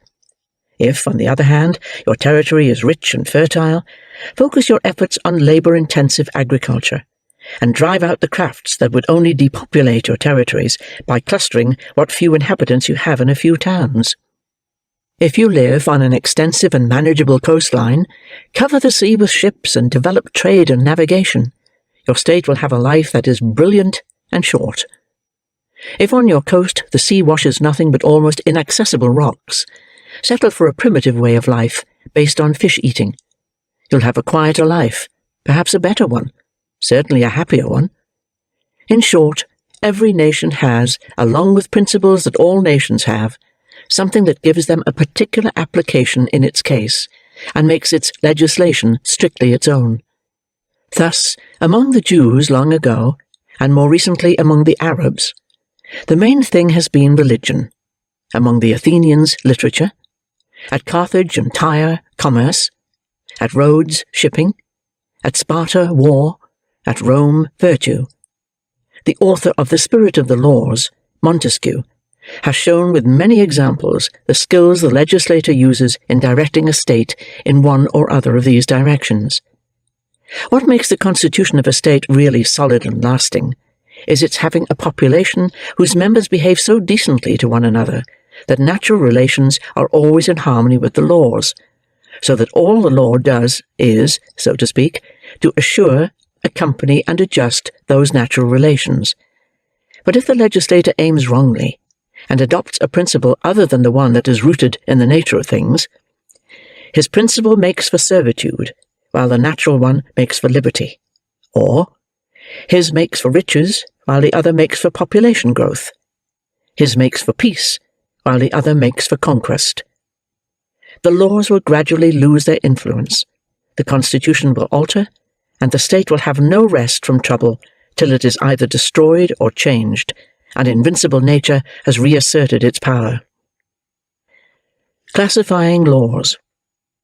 If the whole thing is to be set in order, that is, if the Republic is to be put into the best possible shape, there are various relations to be taken into account. Firstly, there is the action of the complete body upon itself, that is, the relation of the whole to the whole, of the sovereign body to the state. This relation is composed of the relations among the parts of the whole, as we shall see in due course. The laws that regulate this relation are called political laws, and they deserve their name, fundamental laws, if they are well done. What does their quality have to do with their status as fundamental? Well, if for each state there's only one good way of organizing things, the populace that has found it should retain it, which means that for them it is fundamental. But if the established organization is bad, why should laws that prevent it from being good be regarded as fundamental? Actually, a people is always in a position to change its laws, even if they are good laws. Yes, for if the populace chooses to do itself harm, who can have a right to stop it? Secondly, there's the relation of the members to one another, or to the body as a whole. There should be as little as possible of interpersonal relations, and as much as possible of relations between individuals and the body politic. Each citizen would then be perfectly independent of all the rest, and at the same time very dependent on the city. And these two results are brought about always by the same means, because only the strength of the state can secure the liberty of its members. From this second relation arise civil laws. Thirdly, there is a relation between the individual and the law, the relation of disobedience to punishment. This creates a need for criminal laws, which are basically not so much a kind of law as the sanction behind all the other laws. Along with these three kinds of law goes a fourth, most important of all, which is inscribed not on tablets of marble or brass, but on the hearts of the citizens, forms the real constitution of the state, takes on new powers every day, restores or replaces other laws when they decay or die out, keeps a people in the spirit in which it was established, and gradually replaces authority by the force of habit. I am speaking of manners and morals, of custom, above all of public opinion, an element in the situation that our political theorists don't recognize, though success in everything else depends on it. This is the element that the great legislator is secretly concerned with, though he seems to be attending only to particular regulations. The regulations are only the ark of the arch. Manners and morals come into it only later, but they eventually constitute the arch's immovable keystone, the central stone that enables the whole thing to hold itself up. Of these different sorts of laws, the only ones relevant to my subject are the political laws, which determine the forms of the government. Book 3. Government in General. Before speaking of the different forms of government, let us try to fix the exact sense of the word government, which hasn't yet been thoroughly explained. I warn you that this discussion requires careful reading, and that I don't have the skill to make myself clear to someone who won't attend. Every free action is produced by two causes working together. One is mental, namely the volition that determines the act. The other is physical, namely the power that carries the act out. When I walk towards something, it is necessary that I should will to go there, and that my feet should carry me there. If a paralytic wills to run, and an active man doesn't, they will both stay where they are. The body politic has the same motive powers, which again divide into will and force. Will is called legislative power, and force is called executive power. Nothing is done, nothing should be done, without the two of them acting together. We have seen that the legislative power belongs to the people and can't belong anywhere else. But the principles I have laid down make it easy to see that the executive power can't belong to the people as legislature or sovereign body, because it consists wholly of particular acts that fall outside the scope of the law, and consequently of the sovereign body, whose acts must always be laws. So the public force needs an agent of its own to set it to work under the direction of the general will, to put the state in touch with the sovereign body, to do for the collective person something like what the union of soul and body does for an individual man. Here we have what is, in the state, the rationale of government. It's quite wrong to identify it with the sovereign body. It serves the sovereign body. Then what is government? An intermediate body set up between the subjects and the sovereign body to enable them to communicate with one another. Its job is to apply the laws and to maintain civil and political liberty. The members of this body are called magistrates, or governors, and the body as a whole has the name monarch. So it is quite right to say, as some do, that the act by which a people puts itself under leaders is not a contract. It is simply a commission, a job, in which the leaders, mere officials of the sovereign body, exercise in its name the power it has lodged with them. The sovereign body can limit this power, modify it or take it back, just as it wishes, because giving away such a right is incompatible with the nature of the social body and contrary to the goal of association. So in my usage, government, or supreme administration, names the legitimate exercise of the executive power, and monarch, or magistrate, names the man or the body entrusted with that administration. The government gets from the sovereign body the orders it gives to the people. And for the state to be properly balanced, there must be a steady relationship between how the government relates to the sovereign body and how it relates to the people. If any of these three items were altered, the steady relationship would instantly be destroyed. If the sovereign body tries to govern, or the magistrate tries to give laws, or if the subjects refuse to obey, disorder takes the place of regularity. Force and will no longer act together, and the state is dissolved and falls into despotism or anarchy. Lastly, there is also only one good government possible for a state, but as the relations within a people can change in countless ways, different governments may be good for different peoples, or even for a single people at different times.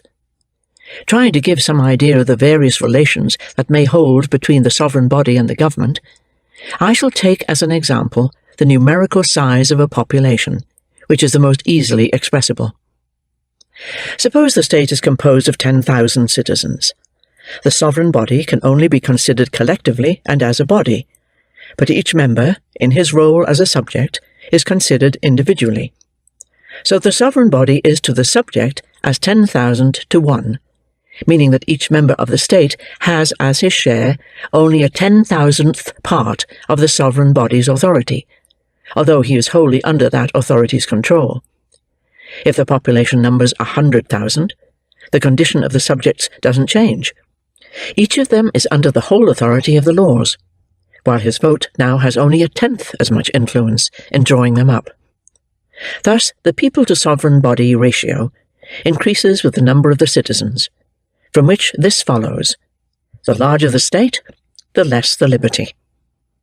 Now, the larger the ratio of particular wills to the general will, the greater the repressive force should be.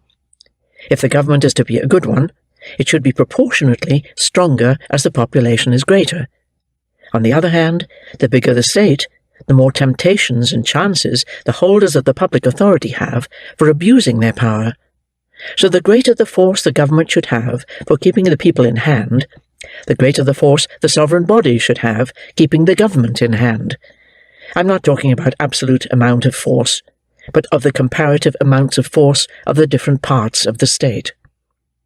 This conceptual scheme of ratios, of the sovereign body to the monarch, or government, and of the monarch to the people, is not an arbitrary idea, but an inevitable consequence of the nature of the body politic. One thing we learn from it is that there is no single unique and absolute form of government, but rather as many governments differing in nature as there are states differing in size. In discussing this matter in terms of population size, I am merely taking an example. The ratios that I am basically talking about are not measured by the number of men, but quite generally by the amount of action, which is a combination of a multitude of causes. Think of the government as a new body within the state, distinct from the people and from the sovereign body, and intermediate between them. Between the government and the state, there is this essential difference. The state exists in its own right, whereas the government exists only through the sovereign body. Thus the monarch's dominant will is, or should be, nothing but the general will or the law. His force is only the public force concentrated in his hands, and the moment he tries to base any absolute and independent act on his own authority, the whole structure starts to come apart. Look at it this way. If the monarch came to have a particular will more active than the sovereign bodies, and employed in obedience to this particular will the public force that he has at his disposal, there would, in effect, be two sovereign bodies, one legitimate and the other actual, and the social union would evaporate instantly, and the body politic would be dissolved. However, for the government to have an existence and a real life distinguishing it from the body of the state, and for all its members to be able to act together towards the goal for which it was set up, it must have a particular myself, a sensibility shared among all its members, a force, a will of its own, that causally favours its preservation. This status, as a particular, implies assemblies, councils, a power to deliberate and make decisions about the rights, titles, and privileges that are to belong exclusively to the monarch, giving to his office as magistrate honours that are proportional to the arduousness of his work. It is difficult to organise things so that this subordinate whole fits into the big whole in such a way that in affirming its own constitution, the government doesn't alter the general constitution, and is always ready to sacrifice the government to the people, and never to sacrifice the people to the government. So the artificial body of the government is the work of another artificial body, the state, which means that the government has only a kind of borrowed and subordinate life. But this doesn't prevent it from being able to act more or less vigorously and quickly, or from being in more or less robust health, so to speak. Finally, without moving directly away from the goal for which it was instituted, the government may deviate somewhat from that goal. How much depends on how it is constituted. From all these differences arise the various relations that the government should have to the body of the state. The details of these relations should vary with particular contingent changes that the state undergoes, for it often happens that an intrinsically excellent government becomes dreadful because its relations to the body politic haven't changed in response to defects in the body politic. The source of governmental variety.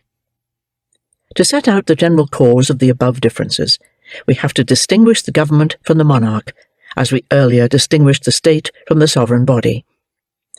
How many members the magistracy can have varies. I said that the ratio of the subjects to the sovereign body was greater in proportion as the population was more numerous, and by an obvious and clear analogy we can say the same of the relation of the magistrates to the government.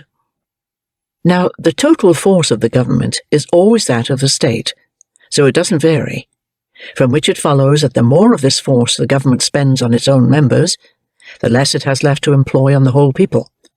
Thus, the more numerous the magistrates, the weaker the government. This principle is really basic, so we should do our best to get clear about it. In the person of the magistrate, we can distinguish three essentially different wills. The private will of the individual, tending only to his personal advantage, the common will of the magistrates, which relates purely to the advantage of the monarch.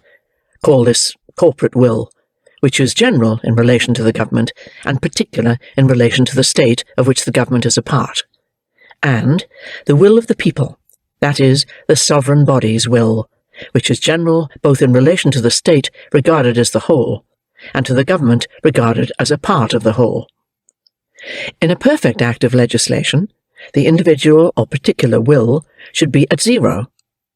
The government's corporate will should be thoroughly subordinate, and the general or sovereign body's will, therefore, should always predominate, and should be the sole guide of all the rest. It's just a fact of nature that these different wills become more active the more they are concentrated.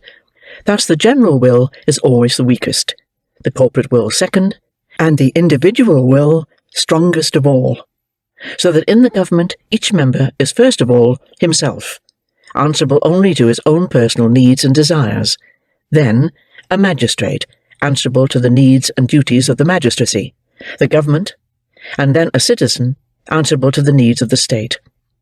All of this in exactly the reverse order to what the social system requires. This granted, if the whole government is in the hands of one man, his particular will is all of a piece with the corporate will of the government, so that the latter, the will of the government, is at its highest possible degree of intensity. Each particular will has much more influence on the acts of the government than on those of the sovereign body, for each magistrate is almost always assigned to some governmental function, whereas each citizen on his own exercises no function of sovereignty.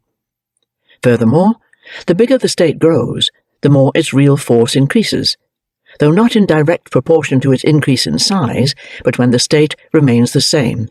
It won't do the magistracy any good to increase its numbers, because its force is that of the state, that is, stays the same. Also, it's certain that the more people that are put in charge of some project, the longer it takes to get it going. That in giving too much weight to prudence, one doesn't make enough allowance for the possibility of good luck, and that with too many people involved, an opportunity may be let slip so that all this deliberation results in the loss of the goal that the deliberation was about. I have just shown that the government becomes slack in proportion to any increase in the number of magistrates, and I showed earlier that the more people there are, the greater the repressive force needs to be. From this it follows that the ratio of magistrates to the government should vary inversely to the ratio of the subjects to the sovereign body, which means that the larger the state, the more the government should shrink, so that the number of rulers will diminish in proportion to the increase in population. I am here speaking of the government's relative strength, not of its legitimacy. The more numerous the magistracy, the nearer the corporate will comes to the general will, whereas under a single magistrate, this same corporate will is, as I said, is nothing but a particular will.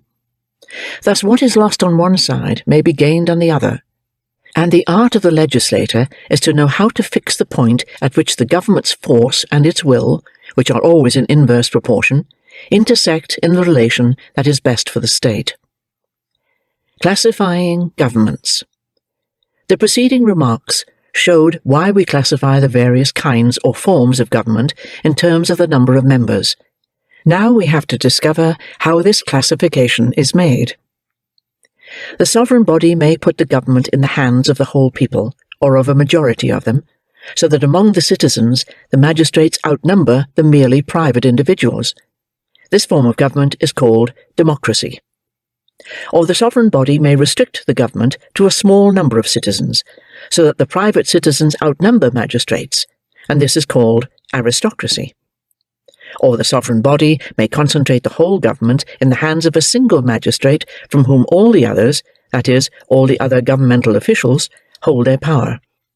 This third form is the most usual, and is called monarchy, or royal government. Within each of these forms, or at least each of the first two, there can be differences of degree, including very wide ones. A democracy, for example, may include all the people or be restricted to half of them. An aristocracy, in its turn, may be restricted indefinitely from half the people down to the smallest possible number. And even royalty is open to a certain amount of sharing out. Sparta always had 2 kings, as its constitution provided, and the Roman Empire had as many as 8 emperors at once, without any splitting up of the empire itself. Thus each form of government passes into the next at a certain point, and it emerges that those 3 main headings cover as many possible forms of government as the state has citizens. There are even more. A government can be subdivided along certain lines into parts that may be administered in different ways from one another, so the combination of the 3 forms may result in a multitude of mixed forms. There have always been fights about what the best form of government is, ignoring the fact each form is in some cases the best, and in others the worst. If in the different states the number of supreme magistrates ought to be in inverse ratio to the size of the population, it follows immediately that democratic government suits small states, aristocratic government those of middle size, and monarchy large ones. But there are countless possible circumstances that would provide exceptions. Democracy. Whoever makes a law knows better than anyone else how it should be interpreted and applied. It seems, then, that the best possible constitution is one in which the executive and legislative powers are united, but this very union would make the government, in certain respects, inadequate, because it runs together things that should be distinguished. To have the monarch and the sovereign being the same person amounts to no more than an ungoverned government. It isn't good for the individual who makes the laws to execute them, or for the body of the people to move the focus of its attention away from general concerns towards particular objects. Nothing is more dangerous than the influence of private interests in public affairs. It leads to the corruption of the legislator, which is an even worse evil than the abuse of the laws by the government. It makes a substantial change in the state, and all reformation becomes impossible. A people that would never misuse governmental powers would never misuse independence. A people that would always govern well wouldn't need to be governed. There never was and never will be a real democracy in the strict sense of the word. It's against the natural order for the many to govern and the few to be governed. It is unimaginable that the people should be continually in session dealing with public affairs, and obviously they couldn't set up commissions for that purpose without changing the form of the administration. In fact, I can confidently lay down as a principle that when the work of government is shared out among several tribunals, the less numerous of these will eventually acquire the greatest authority, if only because it's a natural consequence of their ability to act quickly. Besides, such a government requires so many conditions that are hard to satisfy all at once. A small state, where the people can assemble easily and where it's not hard for each citizen to know all the rest, simplicity of manners and morals, to prevent complexity and controversy in public affairs, a high degree of equality in rank and fortune, without which equality of rights and authority can't exist for long, and little or no luxury, for luxury either comes from riches or makes them necessary. It corrupts both rich and poor, the rich by having luxury, and the poor by wanting it. It sells the country to softness and vanity. It robs the state of all its citizens by putting some of them into the service of the others, and putting all of them into the service of public opinion. That's why the famous Montesquieu made virtue the driving force of a republic, for none of these conditions could exist without virtue. But that great thinker didn't make all the needed distinctions, and that led him often to be inexact and sometimes obscure. He didn't see that because the sovereign body authority is everywhere the same driving force should be at work in every well-constituted state, more or less, it is true, depending on the form of the government. There is no other government so subject to civil wars and internal agitations as democratic or popular government, because there is none that has such a strong and continual tendency to change to another form, or that needs more vigilance and courage to keep its existing form. It is in a democratic system above all that the citizen should arm himself with strength and constancy, and say every day of his life what a virtuous Count Palatine said in the Polish Parliament: "I prefer liberty with danger to peace with slavery." A population of gods could have a democratic government. A government as perfect as that is not for men. Aristocracy. We have here two quite distinct notional persons, the government and the sovereign body. So there are two general wills, one general in relation to all the citizens, the other only for the members of the administration. Thus, although the government can regulate its internal workings as it pleases, it can speak to the people only in the name of the sovereign body, that is, of the people itself. This fact should not be forgotten. The first societies were governed aristocratically. The heads of families consulted with one another on public affairs. The young had no problem giving way to the authority of experience. Many labels for political leaders began as words referring to age, for example, senator, which first meant senior. The savages of North America govern themselves in this way even now, and their government is admirable. But to the extent that inequalities produced by the social setup came to predominate over natural inequality, age came to count for less than riches and power, and aristocracy became elective. Finally, when the father's offspring inherited his power along with his goods, this gave the whole family the status of nobles, thus making government hereditary, and there came to be 20-year-old senators. There are then three sorts of aristocracy: natural, elective, and hereditary. The first is only for simple peoples. The third is the worst of all governments. The second is the best, and is aristocracy, properly so called.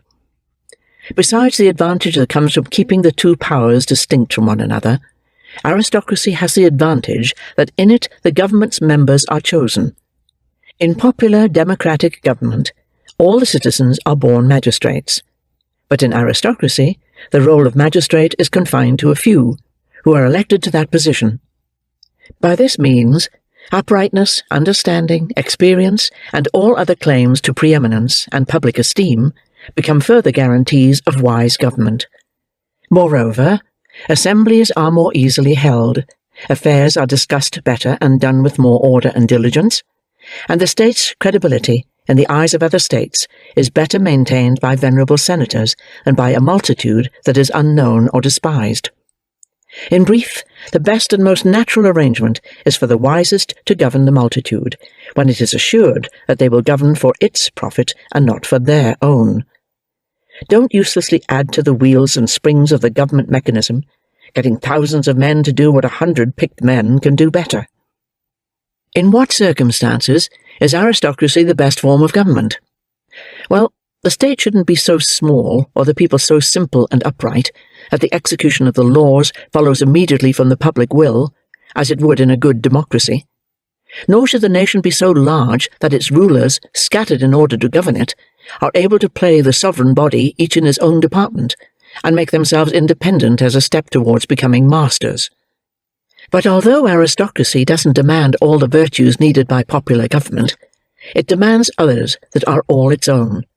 For instance, moderation on the part of the rich, and contentment on the part of the poor. Note that I am not demanding the abolition of the rich/poor divide, because it seems that thoroughgoing equality would be out of place. They didn't have it even at Sparta. If this form of government carries with it a certain inequality of fortune, that is a good thing, because it lets the administration of public affairs be entrusted to those most able to give them their whole time, but not for Aristotle's reason, namely, that the rich should always be put first. On the contrary, it matters that an opposite choice should occasionally teach the people that men's merits are a weightier reason for preference than their wealth. Monarchy. So far, I have considered the monarch as a notional and collective person, unified by the force of the laws, and charged by the state with holding and exercising the executive power. Let us now consider this power when it is gathered into the hands of one natural person, one real man, who alone has the right to exercise it in accordance with the laws. Such a person is called a monarch, or king. Whereas in some forms of administration a collective being represents an individual, in this one an individual represents a collective being, so that the notional unity that constitutes the monarch is at the same time a physical unity, and all the qualities that in the other case are laboriously brought together by the law are here naturally united. Thus, the will of the people, the will of the monarch, the public force of the state, and the particular force of the government, all respond to one single motive power. All the springs of the machine are in the same hands. The whole moves towards the same end. There are no conflicting movements that could cancel one another out, and a small input of effort produces a large output of action. Indeed, we can't imagine a kind of constitution with a better input-output ratio. Archimedes, seated quietly on the bank and easily pulling a great vessel through the water with a long lever, represents for me a skilful monarch, governing vast states from his study, moving everything while seeming himself not to move. No government is more vigorous than this, and also there is no government in which the particular will holds more sway, and more easily rules the other wills. It is indeed true that the whole moves towards a single end, but the end in question is not public happiness, and all the energy of this administration is constantly being used to harm the state. Kings want to be absolute, and the distant cry comes to them, "The best way to do that is to be loved by your people." This is a fine maxim, and there's even some truth in it, but unfortunately the court will always make fun of it. The power that comes from a people's love is no doubt the greatest, but it is precarious and vulnerable to changes in circumstances, and monarchs will never rest content with it. The best kings want to be so placed that they can be wicked if they want to, without losing their mastery. A political sermonizer may tell them that, because the people's strength is their own, the king's chief interest is that the people should be prosperous, numerous, and formidable. But there's no point in telling them this, because they know very well that it's not true. Their first personal interest is that the people should be weak, wretched, and unable to resist them. I admit that the monarch's interest would indeed be that his people should be powerful, so that its power being his power would make him formidable to his neighbours, That would be in his interests, provided he could still keep his subjects in submission. But strength is incompatible with submission, so a monarch has to choose, and he naturally gives the preference to the principle more to his immediate advantage. Machiavelli has clearly shown this. While pretending to teach kings, he was really giving extensive lessons to the people.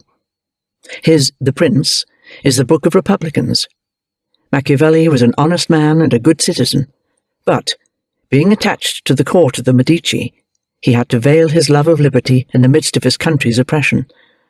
The choice of his detestable hero, Cesare Borgia, clearly enough shows his hidden aim, and the contradiction between the teaching of the Prince and that of the Discourses on Livy and the history of Florence shows that this profound political thinker has so far been studied only by superficial or corrupt readers. The court of Rome sternly prohibited his book. Of course it did, because that's the court that the book most clearly portrays. We have found from general reasons concerning relations among different states that monarchy is suitable only for great states, and this will be confirmed when we examine monarchy in itself. The more people there are in the public administration, the nearer the monarch to subjects ratio comes to equality, so that in democracy, where every member of the populace has a role in the government, the ratio is 1-to-1, or absolute equality. And when the government is progressively restricted in numbers, the ratio becomes steeper, and reaches its maximum when the government is in the hands of a single person, so that the ratio is 1-to-n, where n is the size of the population. In that case, therefore, there's too much distance between monarch and people, and the state isn't properly held together. To bind it, there would have to be intermediate orders, dukes, grandees, nobles, to fill the space between the monarch and the people. But none of that suits a small state, to which all class differences mean ruin. But if it is hard for a big state to be well governed, it's much harder still for it to be well governed by one man, and everyone knows what happens when kings substitute others for themselves. Monarchical government has an essential and inevitable defect that will always put it below republican government. On the one hand, in a republic, the public voice hardly ever raises to the highest positions men who aren't enlightened and capable, men who will fill those positions honourably. On the other, those who rise to the top in monarchies are most often merely little muddleheads, little crooks, little intriguers, whose little talents get them into the highest positions at court, and then, once they are there, reveal to the public how incompetent they are. The populace is far less often mistaken in this choice than the monarch is, and a man of real worth among the king's ministers is almost as rare as a fool at the head of a republican government. Thus, when by some fluke one of these born governors takes the helm of the state in some monarchy that has been nearly ruined by those swarms of elegant and socially presentable administrators, there is amazement at the resources he discovers, and this marks an era in his country's history. For a monarchical state to have a chance of being well governed, its population and geographical size must be suitable for the abilities of its governor. It is easier to conquer than to rule. With a long enough lever, the world could be moved with a single finger. Holding it up needs the shoulders of Hercules. However small a state is, the monarch is nearly always too small for it. And when, on the other hand, a state is too small for its ruler, this doesn't happen often, it is still badly governed. That's because the ruler, constantly pursuing his great plans, forgets his people's interests, and makes them wretched by misusing the talents he has to access, as wretched as they would be made through the lack of talent of a more limited ruler. A kingdom should expand or contract, so to speak, with each reign, according to how able each monarch is, whereas in a republican system, the abilities of a senate are more constant, so that the state can have permanent frontiers without the administration suffering. The disadvantage most felt in monarchical government is the lack of any continuous succession to provide an unbroken bond of union, such as both democracy and aristocracy. A king dies, another is needed. Elections leave dangerous gaps and are full of storms, and unless the citizens are free of self-interest and upright to an extraordinary degree, intrigue and corruption abound. Someone to whom the state has sold itself can hardly help selling it in his turn and getting back, at the expense of the weak, the money the powerful have extorted from him as their price for the throne.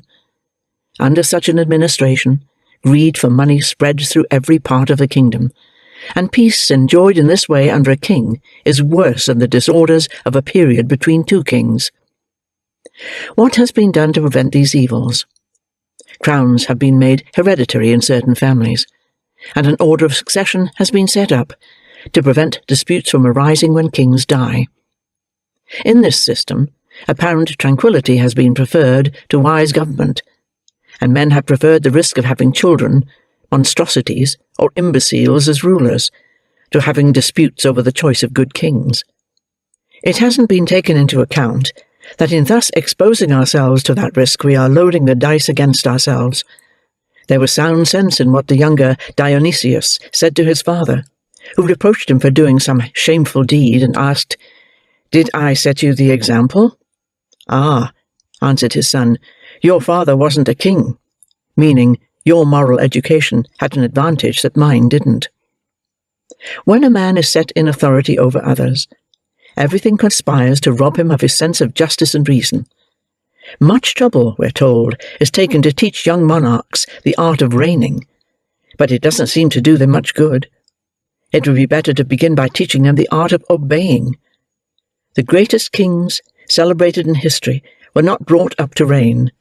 Reigning is a science that a man is furthest from having at his command when he has learned too much of it, a science that he would acquire better by obeying than by commanding. Tacitus said, "The best and shortest way to find out what is good and what is bad is to consider what you would have wanted to happen or not to happen if someone else had been emperor." One result of this lack of cohesion is the inconstancy of royal government. A government of that kind is regulated now on this scheme and now on that, depending on the character of the reigning monarch or those who reign for him.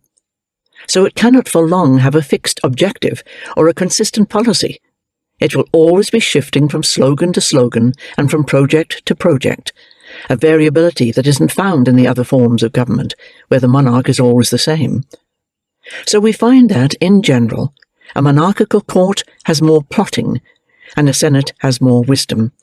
Republics advance towards their ends by more consistent and better considered policies, whereas every change of minister under a monarch creates a revolution in the state.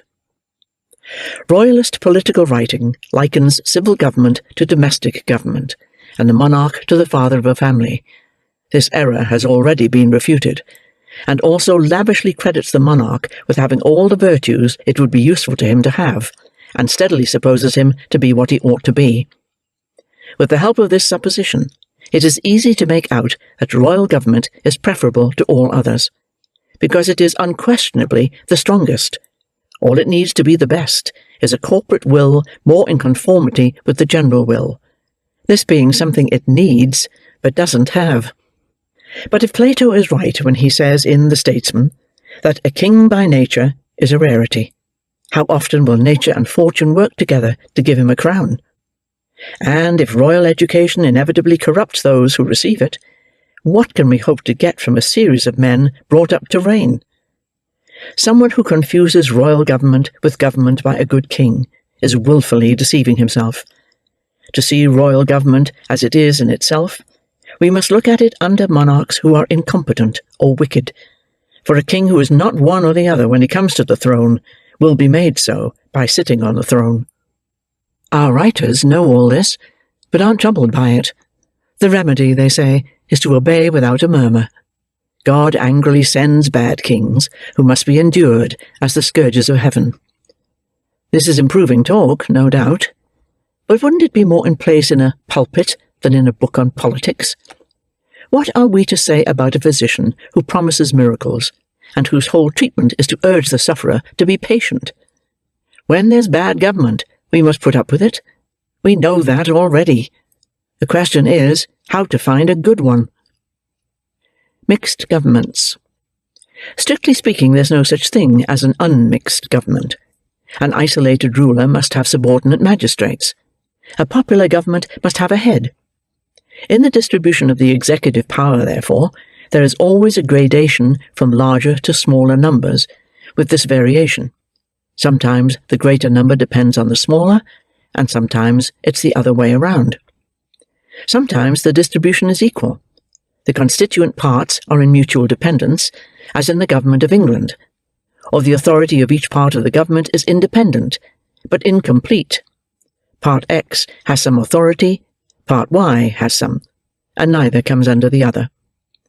This last form is bad, because there's no unity in the government, and the state has nothing to hold it together. Which is better, a simple government or a mixed one? Political writers debate this question, which should be given the answer I gave earlier to the corresponding question about all forms of government. Simple government is better in itself, just because it is simple.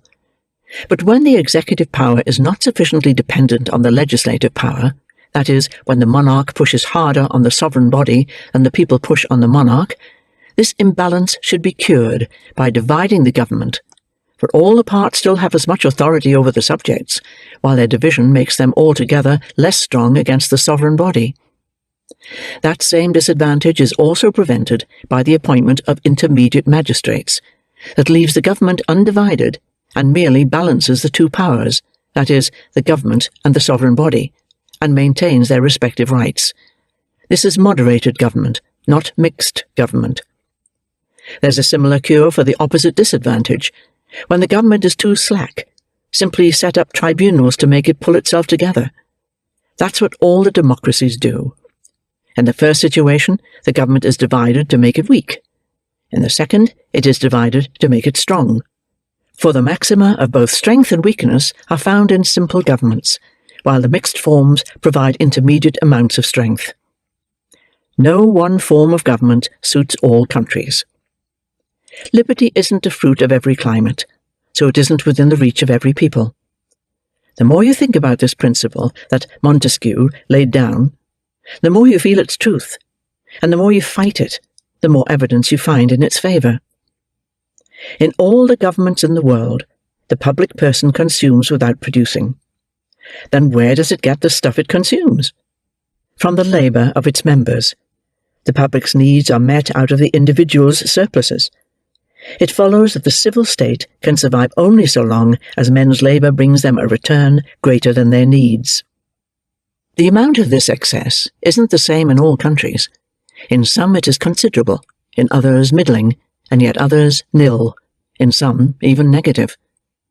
This earned to needed ratio depends on the fertility of the climate, on the kind of work the land demands, on the nature of its products, on the strength of its inhabitants, on how much or little they need to consume, and on other factors that also contribute to the overall ratio. On the other side of the ratio, governments aren't all of the same nature. Some are less voracious than others, and the differences between them are based on this second principle, that the further the public contributions are from their source, the more burdensome they are. That burden shouldn't be measured by the amount of money involved, but by the distance it has to travel in order to get back to those who paid it. When the circulation is fast and secure, it doesn't matter whether the amount is small or large. The populace is always rich, and finances are always in good shape. In the opposite situation, even if the people gives very little, if that little doesn't get back to it, then it is constantly giving, and before long it is exhausted. And in that case, the state is never rich, and the populace is always a beggar. It follows that the greater the distance between people and government, the more burdensome the taxes are. The people carry the lightest burden in a democracy, a heavier one in an aristocracy, and the heaviest in a monarchy. Thus, monarchy suits only wealthy nations, aristocracy suits ones of middling size and wealth, and democracy suits states that are small and poor. In fact, the more you think about this, the more you'll see it as a difference between free states and monarchies. In free states, everything is used for the public advantage. In the others, there's an interplay between the public forces and those of individuals, and as either of them weakens, the other grows strong. In a nutshell, instead of governing subjects in order to make them happy, despotic governance makes them wretched in order to govern them. Thus, In every climate, there are natural causes that determine what form of government would be best for it, and we can even say what sort of inhabitants would be best for it. Harsh and barren lands, where the product isn't worth the labour, should remain deserted and uncultivated or occupied only by savages. Lands where man's labour brings in precisely the bare minimum needed for survival should be inhabited by barbarous peoples. No political structure is possible in such places. Lands where there's a middling surplus of product over labour are suitable for free peoples. Lands where the soil is abundant and fertile and yields a large product for little labour call for monarchical government, so that the excessive surpluses among the subjects may be consumed by the luxury of the monarch. For it's better for this excess to be absorbed by the government than for it to be scattered among the individuals. Yes, I know there are exceptions, but these exceptions themselves confirm the rule, because sooner or later they produce revolutions that restore things to the natural order. Let us never confuse general laws with particular causes that might modify the effects of a law. If all the South were covered with republics and all the North with despotic states, it would still be true that despotism is suitable to hot countries, barbarism to cold ones, and good polity to temperate regions. I see also that people who all accept this principle may disagree about its application. Someone might say that some cold countries are very fertile, and some tropical ones are barren. But someone who thinks this is a difficulty for my position hasn't looked into this matter thoroughly enough. I repeat, we have to take labour, strength, consumption, etc., into account. To get an idea of what I'm talking about, consider this example. Two stretches of territory X and Y each has an area of 100 square miles. X brings in 5 loads of corn, and Y brings in 10. The inhabitants of X consume the equivalent of 4 loads of corn, while the inhabitants of Y consume 9. Here the amount of surplus is the same, but the ratios of surplus to product are different. In X, the surplus is 1/5 of the total. In Y, it is 1/10. The crucial point is not the amount of product. I don't think anyone would maintain that in general cold countries are as fertile as hot ones, but suppose that that is how things stand.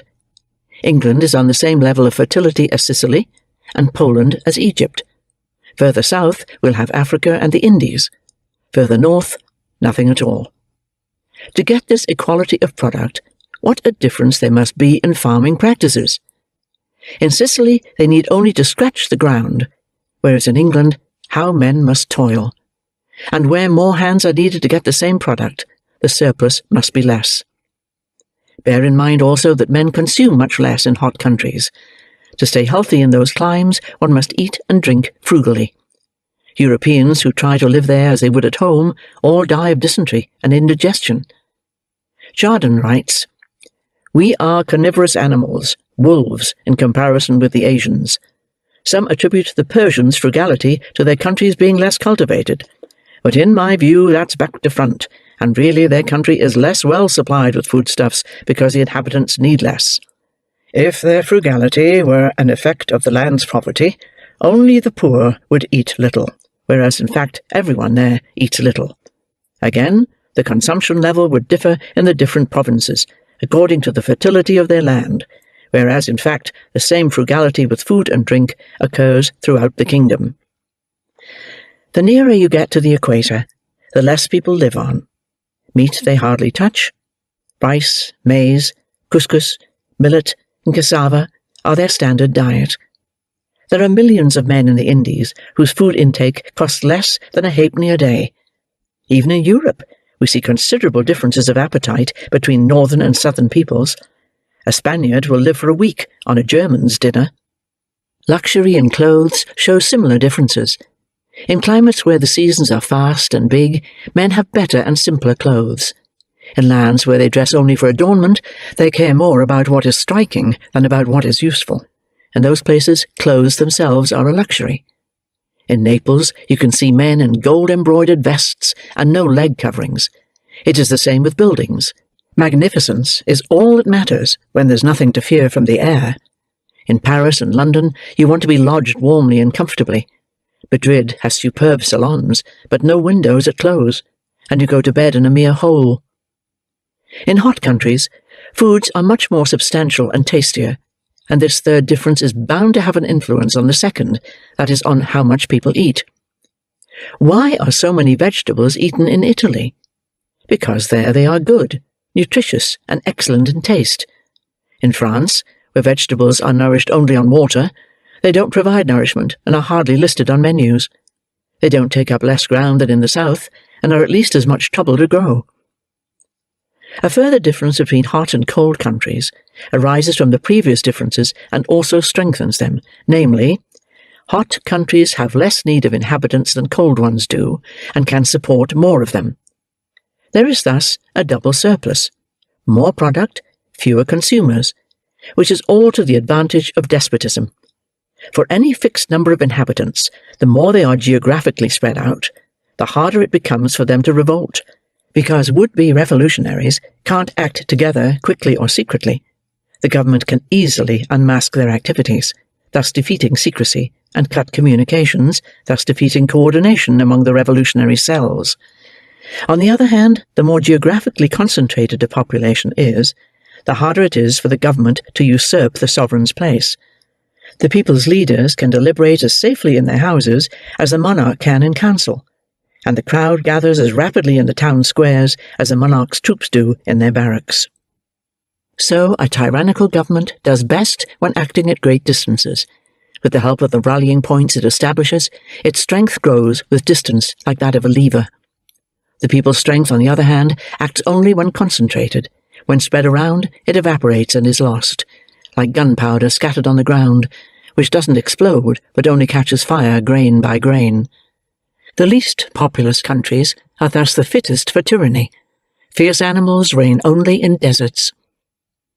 The signs of a good government. So if someone asks, what is, overall, the best government?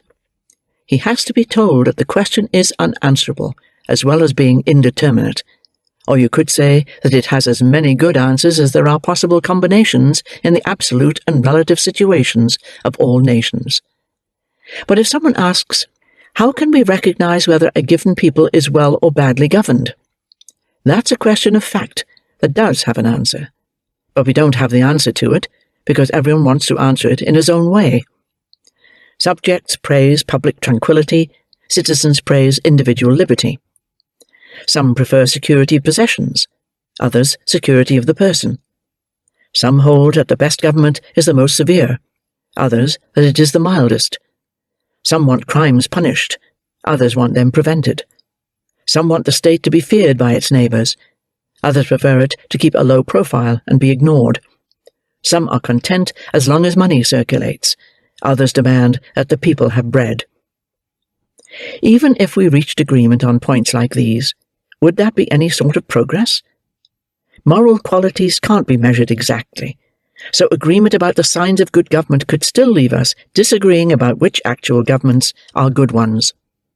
There is a simple sign of good government, and I'm continually astonished that it isn't recognized, or perhaps men do recognize it but aren't honest enough to say so. What is the purpose of any political association? The preservation and prosperity of its members. And what is the surest sign of their preservation and prosperity? Their number and their population growth. That's the sign you're looking for. Other things being equal, the unquestionably best government is the one under which the population increases most, without external help from naturalizing foreigners or establishing colonies. The government under which the population shrinks is the worst. Over to you, calculators. Count, measure, compare. That should also be the basis for deciding which centuries have been the best for human prosperity. There has been too much admiration for the times when arts and letters flourished, by people who didn't see the hidden object of their culture, and didn't take into account its fatal effect. Tacitus said, what ignorant people called civilized culture was really an aspect of slavery. Will we ever see in the maxim of any book a statement of the vulgar interest that motivates the author? No. Whatever they say, when a renowned country is losing population, it's not true that all is well there. A poet may have an income of 100,000 francs for saying that his age is the best of all, But that doesn't change anything. Less attention should be paid to the apparent peace and tranquility of the rulers than to the well-being of whole nations, and especially those with the largest populations. A hailstorm lays several cantons to waste, but it doesn't often create a famine. Outbreaks and civil wars frighten rulers, but they aren't the real misfortunes of peoples, who can even relax during a dispute about who will tyrannize over them. Their real prosperities and calamities come from their permanent condition. It's when the whole stays crushed beneath the yoke that the whole falls into decay.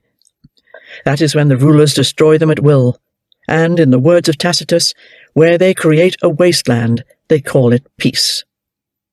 When the troubles among the great disturbed the kingdom of France, and the assistant bishop of Paris went to the Parliament with a dagger in his pocket, these things didn't prevent the French from prospering and multiplying in dignity, in free and honourable ease. There was a time when Greece flourished in the midst of the most savage wars. Blood ran in torrents, yet the whole country was covered with inhabitants. It appeared, says Machiavelli, that in the midst of murder, proscription, and civil war, our republic did well. The virtue, morality, and independence of the citizens did more to strengthen it than all its dissensions had done to weaken it. A little disturbance energizes the soul. What makes our species truly prosperous is not so much peace as liberty. How government is abused, and its tendency to degenerate. Just as the individual will is constantly acting in opposition to the general will, so the government is continually exerting itself against the sovereignty. The more strenuously it does this, the more the constitution changes. And because in this situation there's no other corporate will to create an equilibrium by resisting the will of the monarch, eventually the monarch will bear down hard on the sovereign body and break the social treaty. This is the inherent and inevitable defect which, from the very birth of the body politic, tends ceaselessly to destroy it, as age and death eventually destroy the human body. How does a government degenerate? There are two basic ways. It shrinks, or the state is dissolved. A government contracts when it changes from the many to the few, that is, from democracy to aristocracy, and from aristocracy to monarchy. It has a natural tendency to move in that direction. If a government took the reverse course from the few to the many, it could be said to be relaxing, but this reverse sequence is impossible. Indeed, a government won't change its form unless its unwound spring leaves it too weak to keep the form that it has.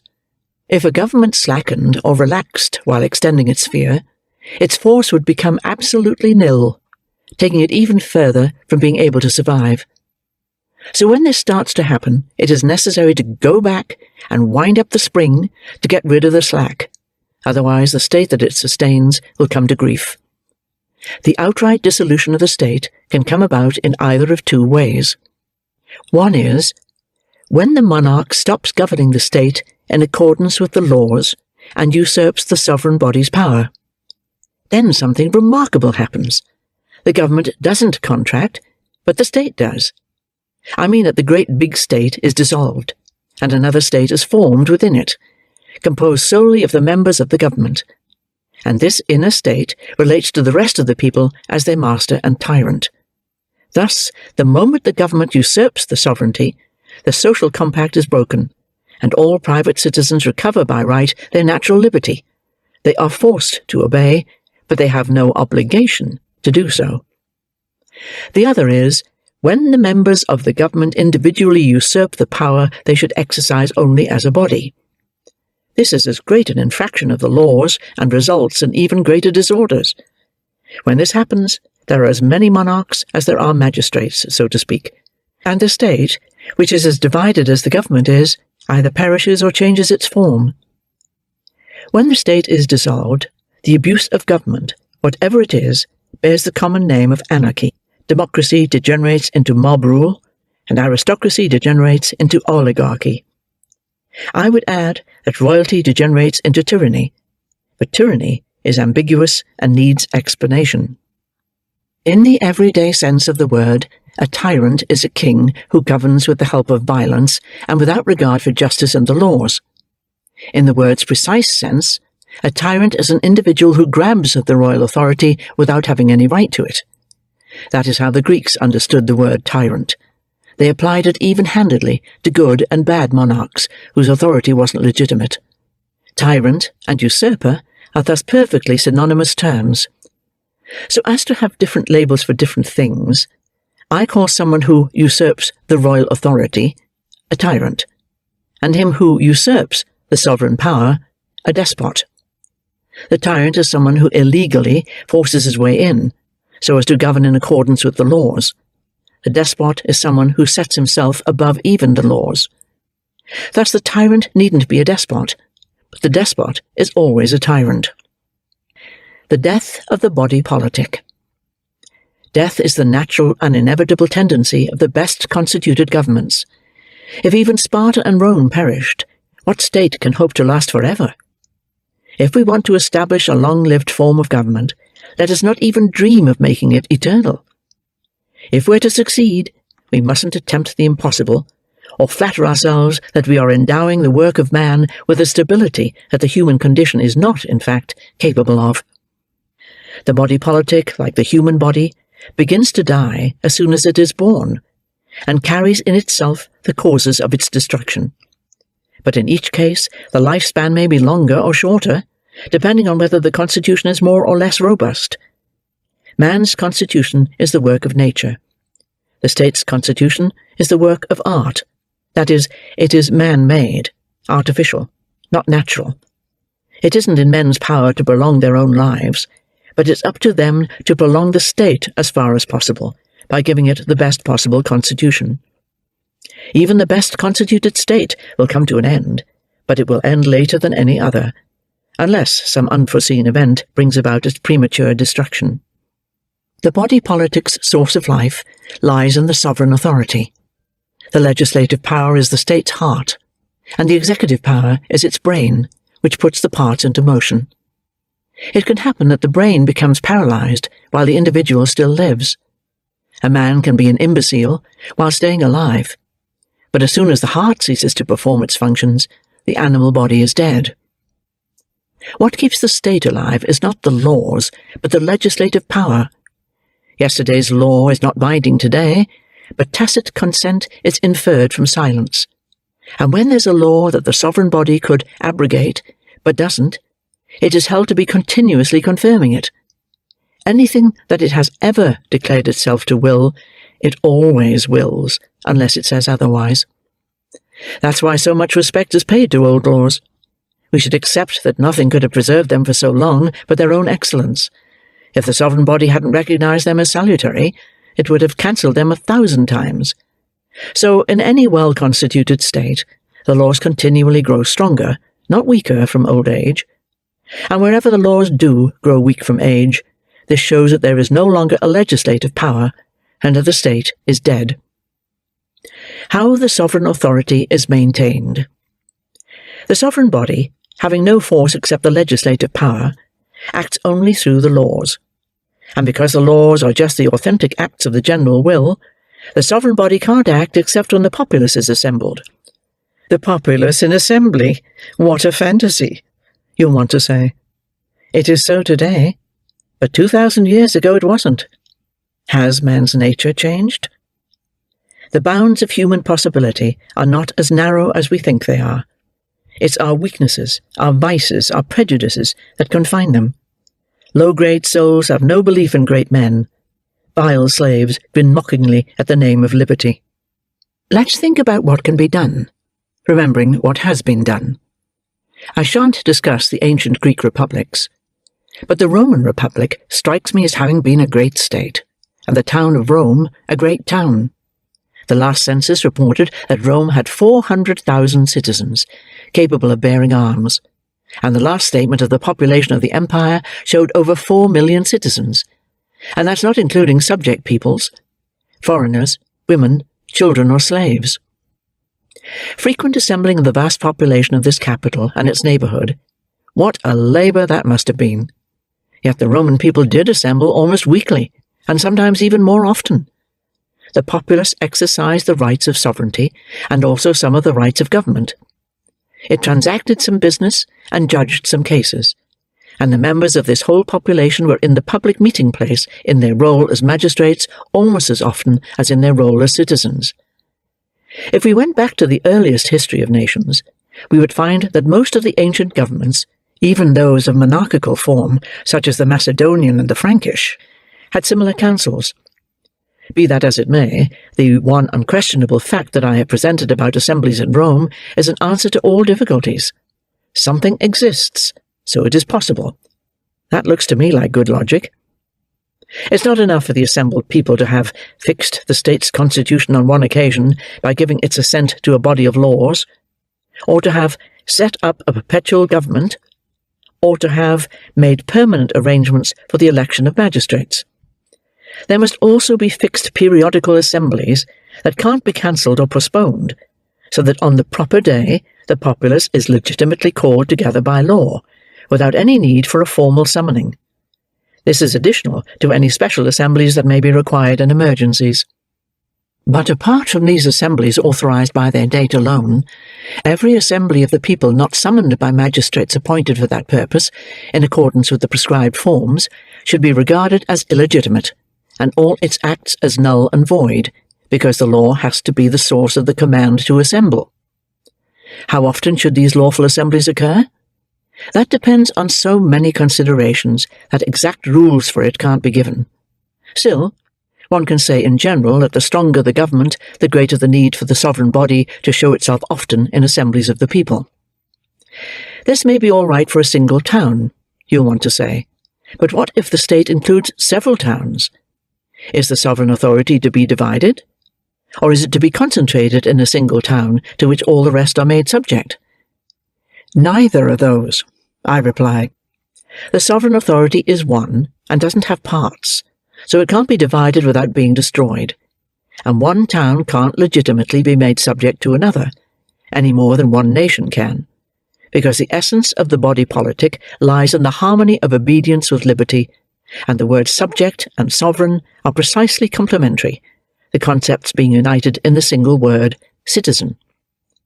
But if a state can't be kept within proper limits, there's one thing that can be done, namely, don't have a capital, move the seat of government from town to town, and assemble by turn in each of the provincial estates of the country. Populate the territory evenly, extend the same rights to everyone, bring abundance and life everywhere. By these means, the state will become as strong and as well governed as it possibly could be.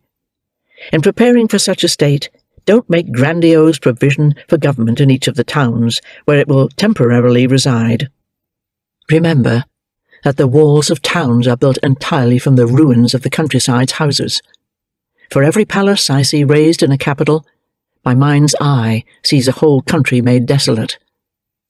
The moment the populace is legitimately assembled as a sovereign body, the jurisdiction of the government wholly lapses, the executive power is suspended, and the person of the bottommost citizen is as sacred and inviolable as that of the first magistrate, because representatives no longer exist in the presence of whatever it was they represented.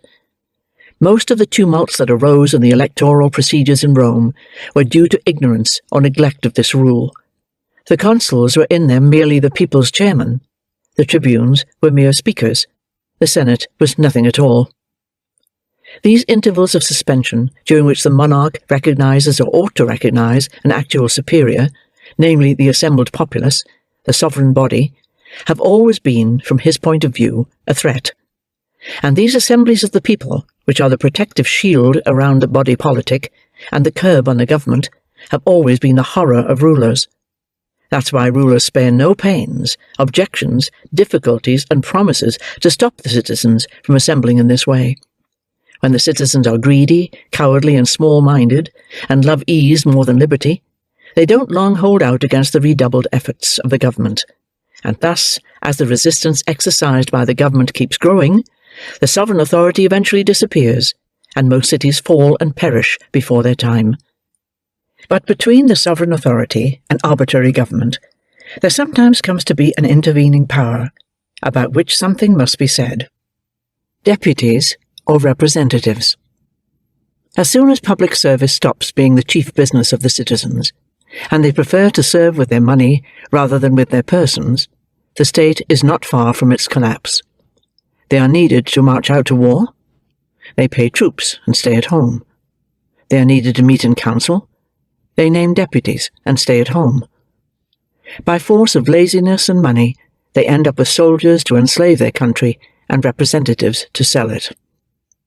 It is through the hustle of commerce and the trades, through the greedy concern for profit, and through softness and love of amenities, that personal services are replaced by money. Men surrender a part of their profits so as to have time to increase them at leisure, and they don't see how dangerous this is. Give money, and before long you'll be in chains. This word, finance, is slave talk. You won't encounter it in the city-state. In a truly free country, the citizens do everything with their own muscles, and nothing with money.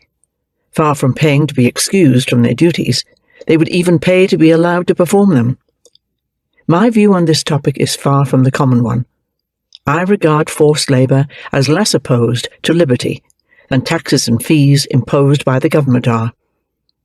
The better a state's constitution is, the more public affairs outrank private concerns in the minds of the citizens.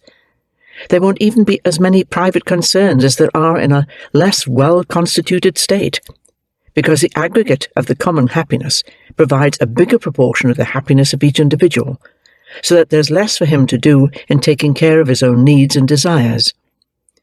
In a well-ordered city, every man flies to the assemblies.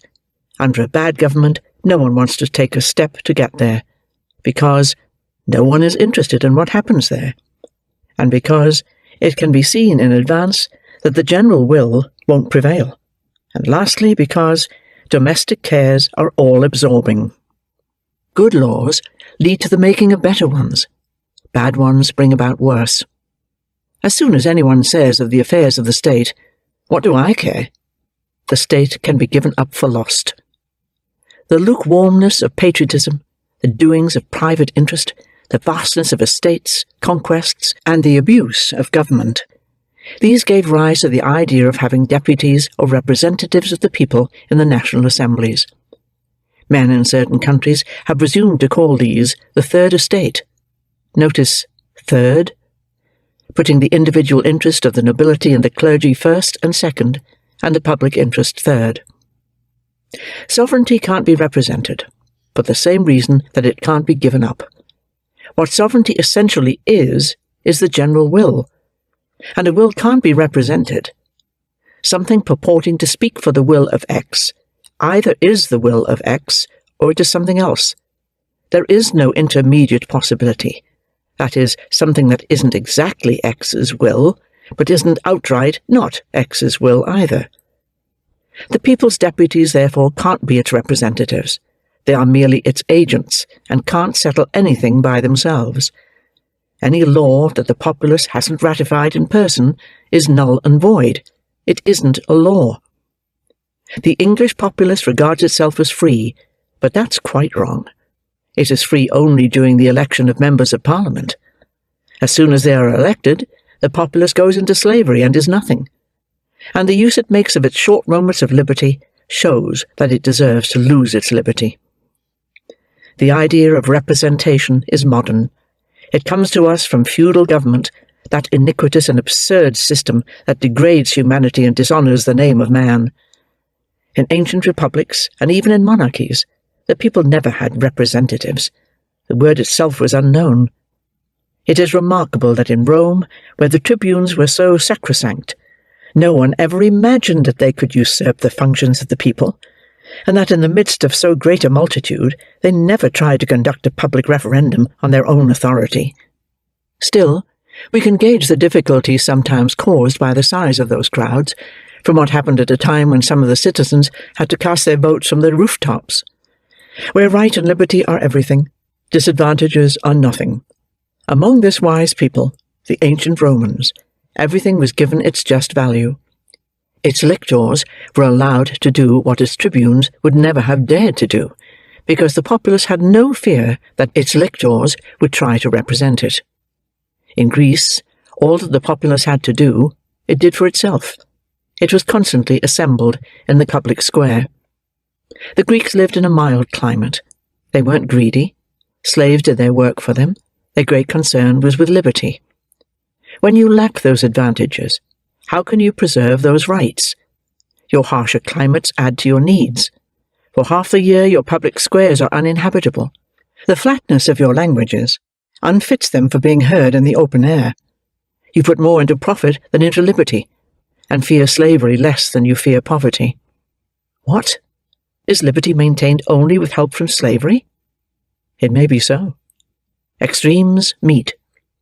Everything that isn't in the course of nature has its drawbacks, especially civil society.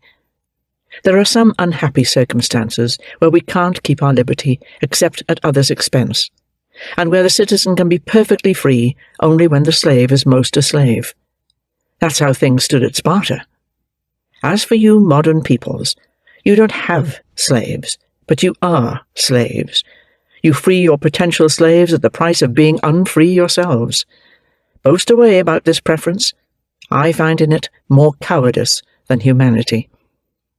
I don't mean that one ought to have slaves, or that the right of slavery is legitimate.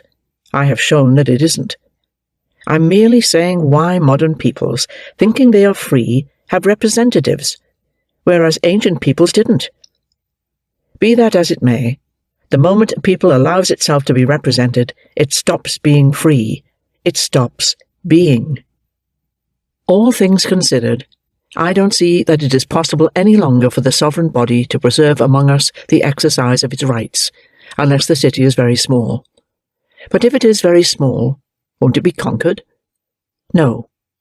I'll show later on how a smoothly governed and well-ordered small state can have the external strength of a great people. What establishes government isn't a contract. Once the legislative power has been well established, the next thing is to establish also the executive power, for this latter, which works only through particular actions, isn't part of the essence of the former, and so is naturally separate from it.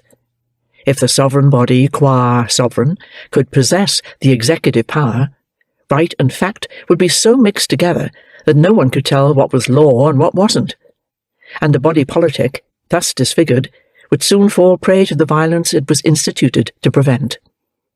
Because the citizens are, by the social contract, all equal, they can all prescribe anything that all of them should do, whereas no one has a right to require someone else to do what he doesn't do himself. It is this right that the sovereign body, in instituting the government, confers upon the monarch. It's a right that the monarch must have, because it is indispensable for giving life and movement to the body politic. Many theorists have claimed that this act of establishment was a contract between the people and the rulers it sets over itself, a contract specifying the conditions under which one of the two parties was obliged to command and the other was obliged to obey. I am sure you'll agree with me that that would be an odd kind of contract to enter into. But let us see if this view can be upheld. I'll give 3 reasons why it can't. Firstly, the supreme authority can no more be modified than it can be relinquished. To limit it is to destroy it. It would be absurd and contradictory to suppose that the sovereign body might set a superior over itself. Binding itself to obey a master would be returning to the terrible chaos of absolute liberty. Secondly, it is clear that this contract between the people and such individuals would be a particular act, and this implies that it can't be a law or an act of sovereignty, and that consequently it would be illegitimate. Thirdly, it's obvious also that in this supposed contract, the contracting parties would be under nothing but the law of nature, with no guarantees of their mutual undertakings, which would be wholly at variance with the civil state. Someone with force at his command is always in a position to control execution, so the idea that I'm attacking would be on a par with giving the label contract to the act of one man who said to another, "I give you all my goods on condition that you give me back as much of them as you please." There's only one contract in the state. It is the contract of association, which single-handedly rules out any others. It is impossible to conceive of any public contract that wouldn't violate the first one. What does establish government? Under what general idea, then, should we conceive the act by which government is instituted? I'll start by saying that the act is complex, that is composed of 2 others, the establishment of the law and the execution of the law. By the first of these, the sovereign body decrees that there's to be a governing body established in such and such a form. This act is clearly a law. By the second, the populace selects the rulers who are to run the government that has been established. This selection is a particular act, so it's clearly not another law, but merely a consequence of the first and an act of the government. But there's a difficulty. How can there be an act of the government before the government exists?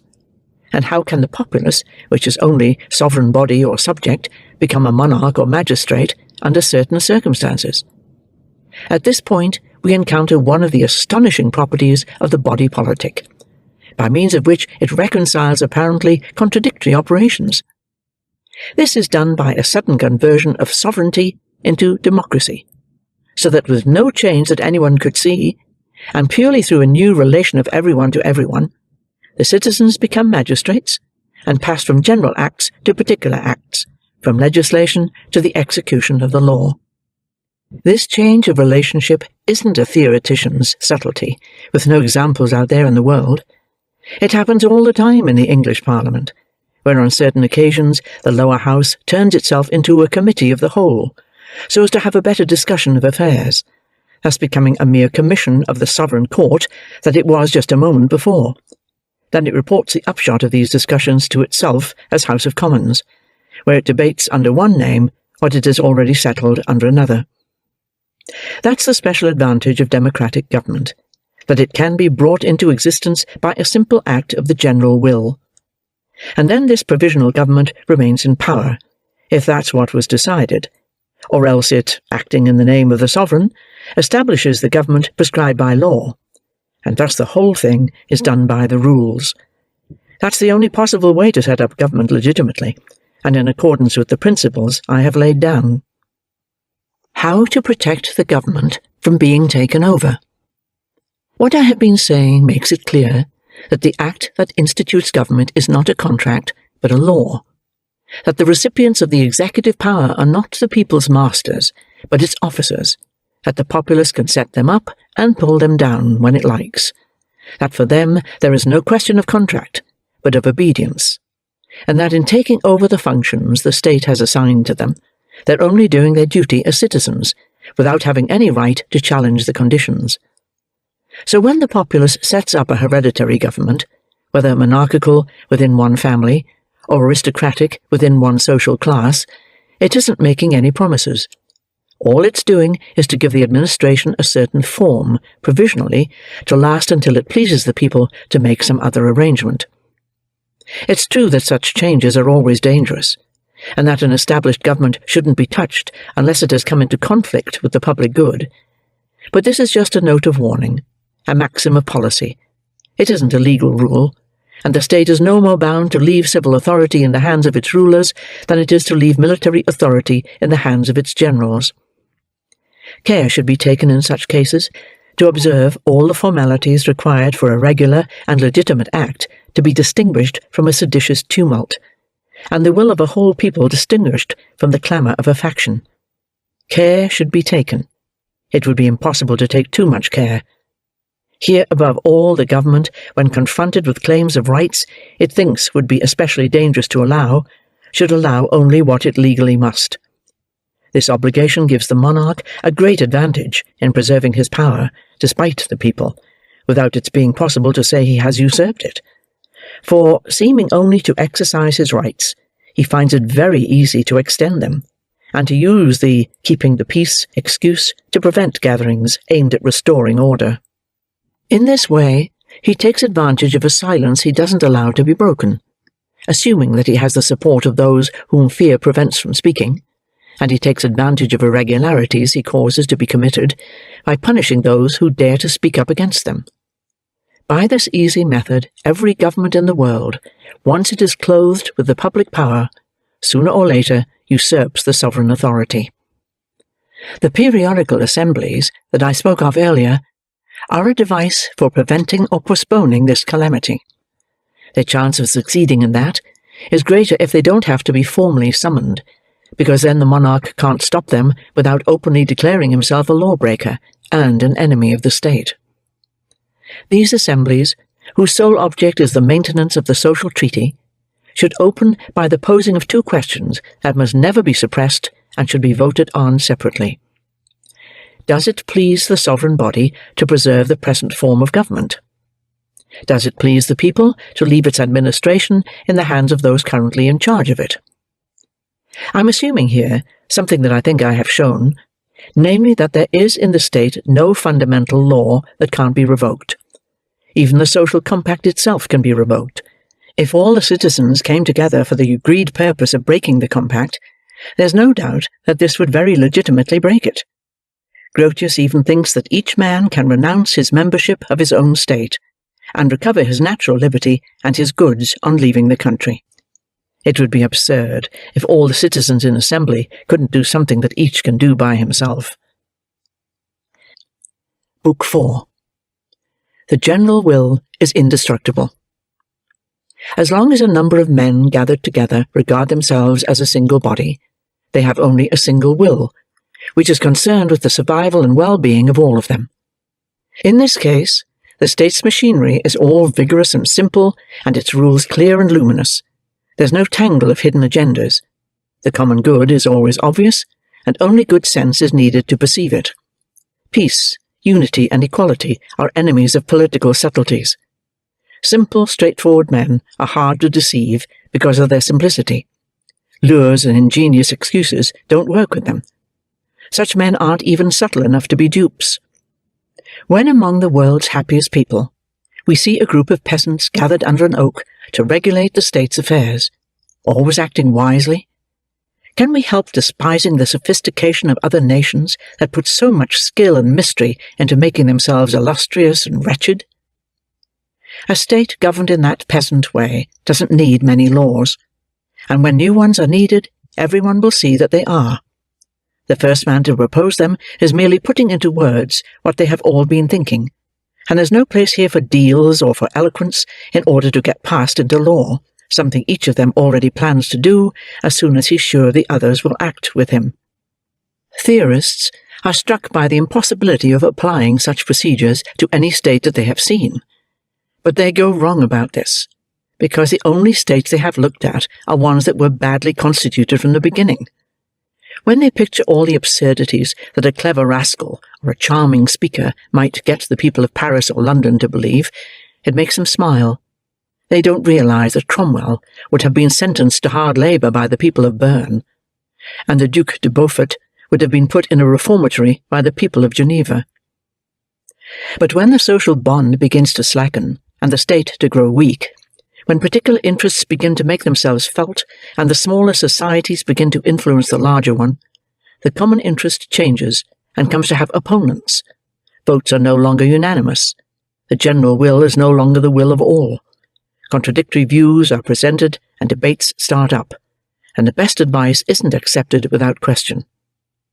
Finally, when the nearly ruined state exists only in an illusory and empty form, when in every heart the social bond is broken, and when the meanest interest brazenly helps itself to the sacred name of public good, the general will falls silent. All men, guided by secret motives, stop giving their views as citizens. It's as though they had never been a state. And wicked decrees, directed solely to private interest, get passed off as laws. Does it follow from this that the general will is exterminated or corrupted? Not at all. It continues to be constant, unalterable, and pure, but it is pushed aside by other wills that invade its territory. Each man, in distinguishing his interests from the common interest, sees clearly that he can't entirely separate them, that is, that his pursuit of his own interests will have some negative effect on the common good, but he sees his share in the public misfortunes as negligible compared with the private good he is laying claim to.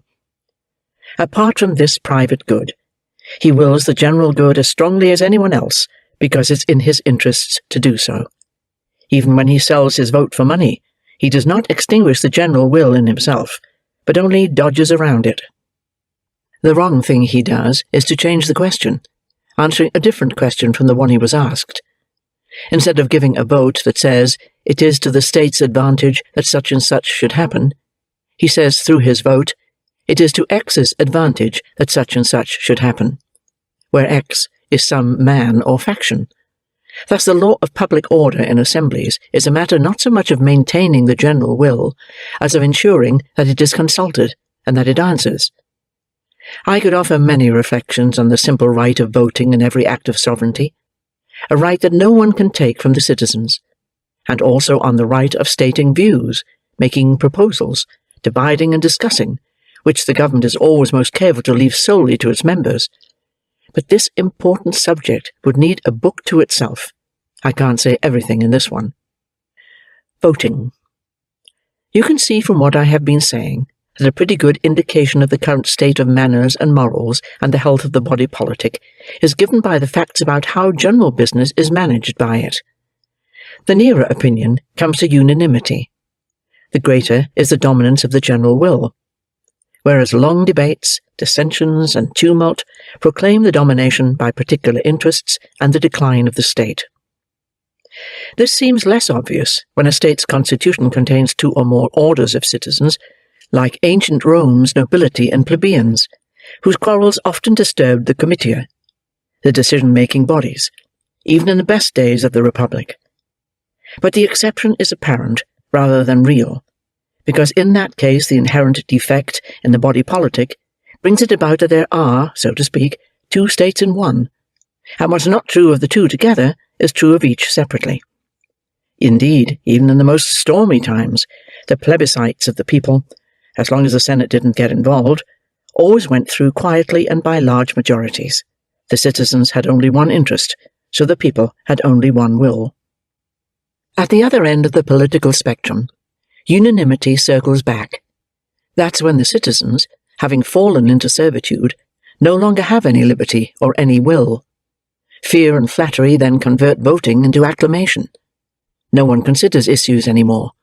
All they do is fawn on those in power or to curse their rivals. Such was the vile manner in which the Senate expressed its views under the emperors. It did so sometimes with absurd precautions.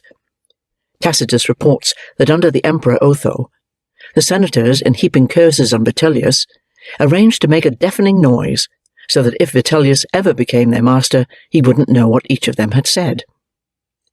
What rules should govern the methods of counting votes and comparing opinions? That depends on the factors I have been discussing, that is, on how easy or hard it is to discover what the general will is, and on how far along the state is in its decline.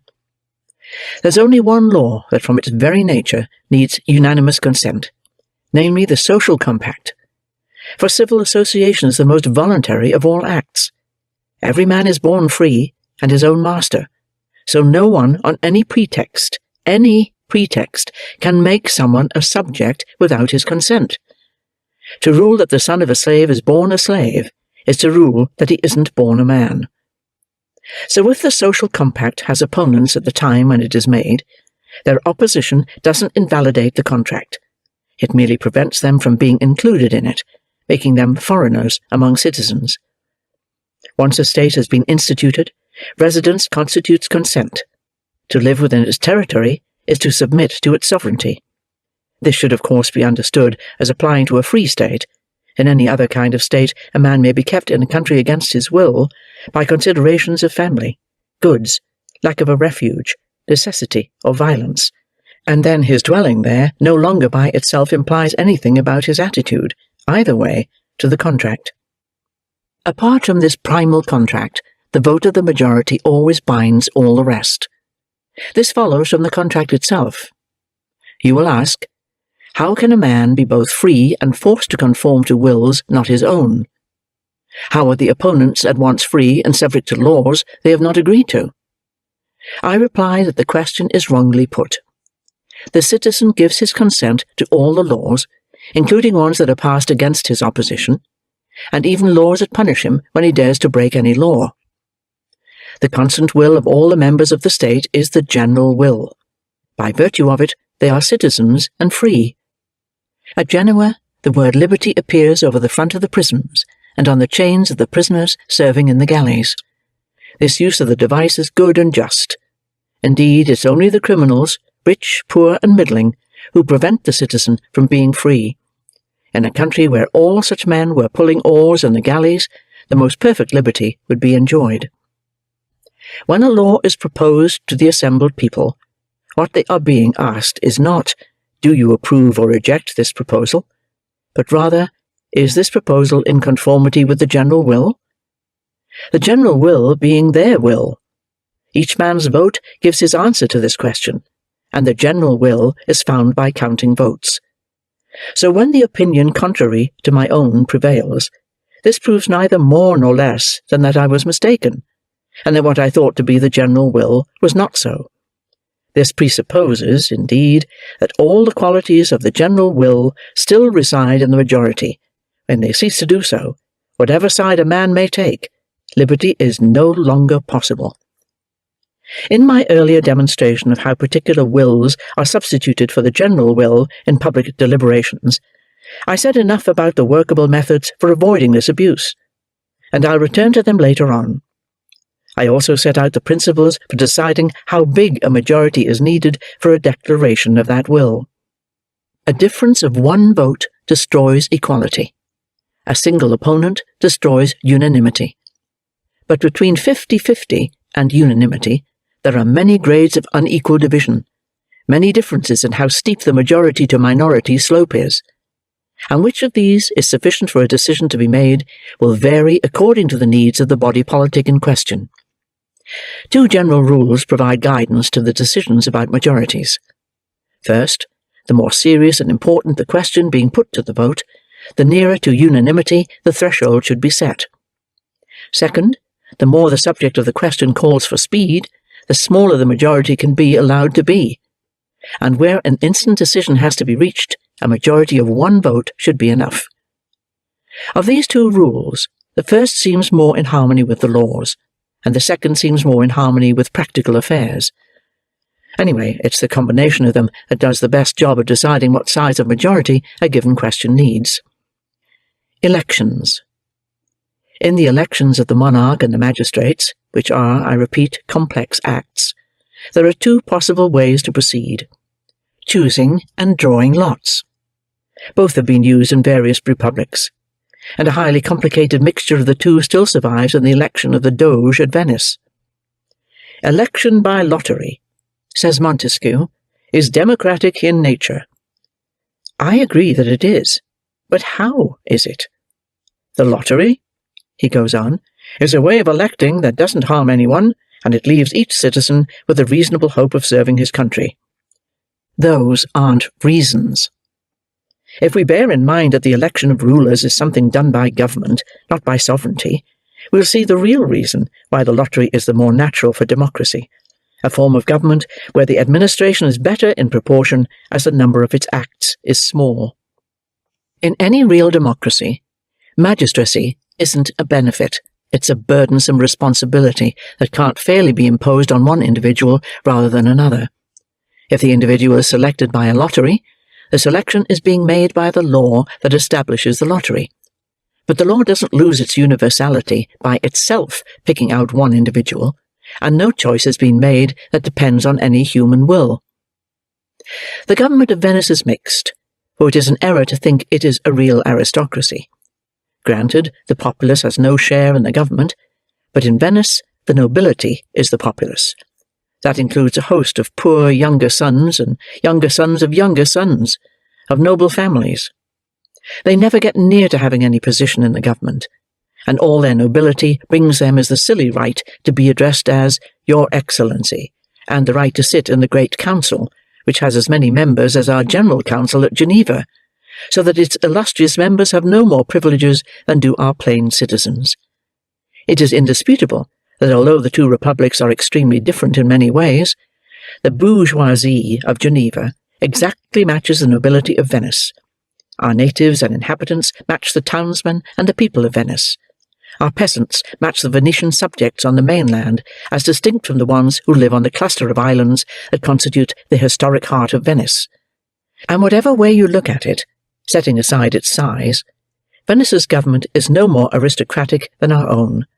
The whole difference is that we have no need to use the lottery, because our rulers are not appointed for life, as Venice's are. Election by lottery would have few drawbacks in a real democracy, where it would hardly matter who was chosen, because all the people would be on a par as regards manners and morals and talents, as well as principles and fortunes. But I've already said that there aren't any democracies. When choice and lottery are combined, positions that require special talents, such as military posts, should be filled by choice. The lottery serves for the likes of judicial offices, in which good sense, justice, and integrity are all that's needed, because in a well-constituted state, these qualities are common to all the citizens. Neither lottery nor vote has any place in monarchical government, the monarch being by right sole monarch and only magistrate. It is for him alone to choose his lieutenants.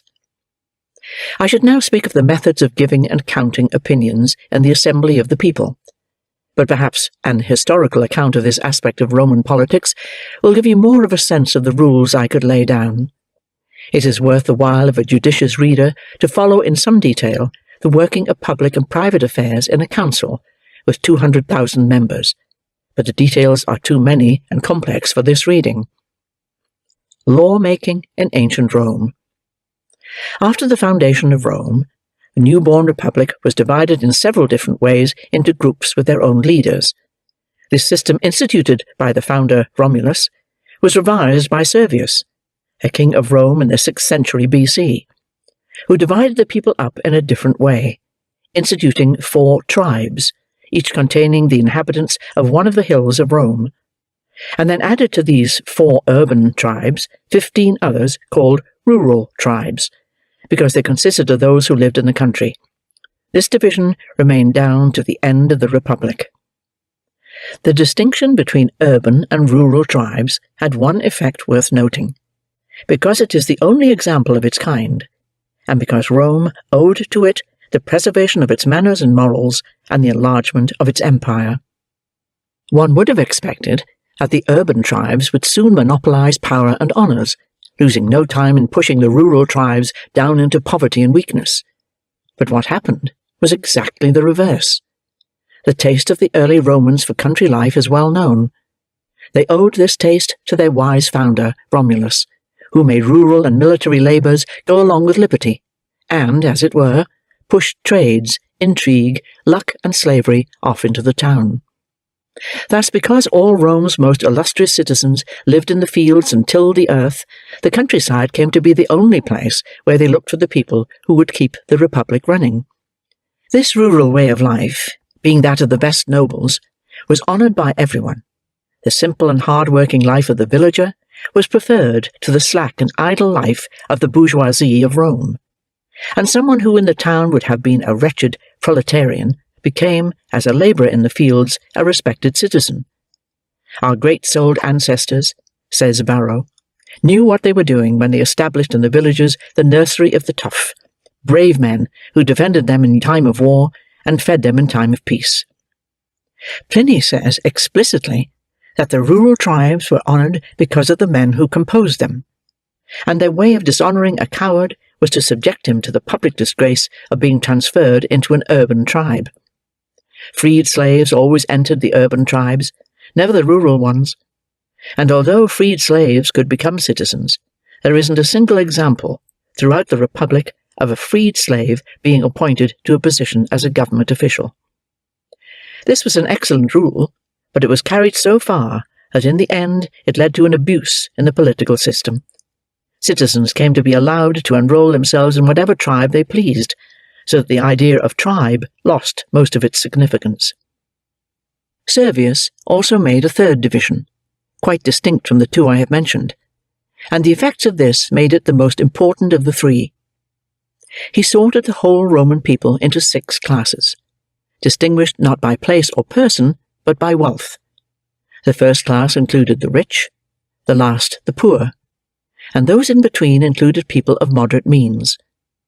These 6 classes were subdivided into 183 other bodies, called centuries, which were distributed in such a way that the first class alone comprised more than half of them, while the last class comprised only 1.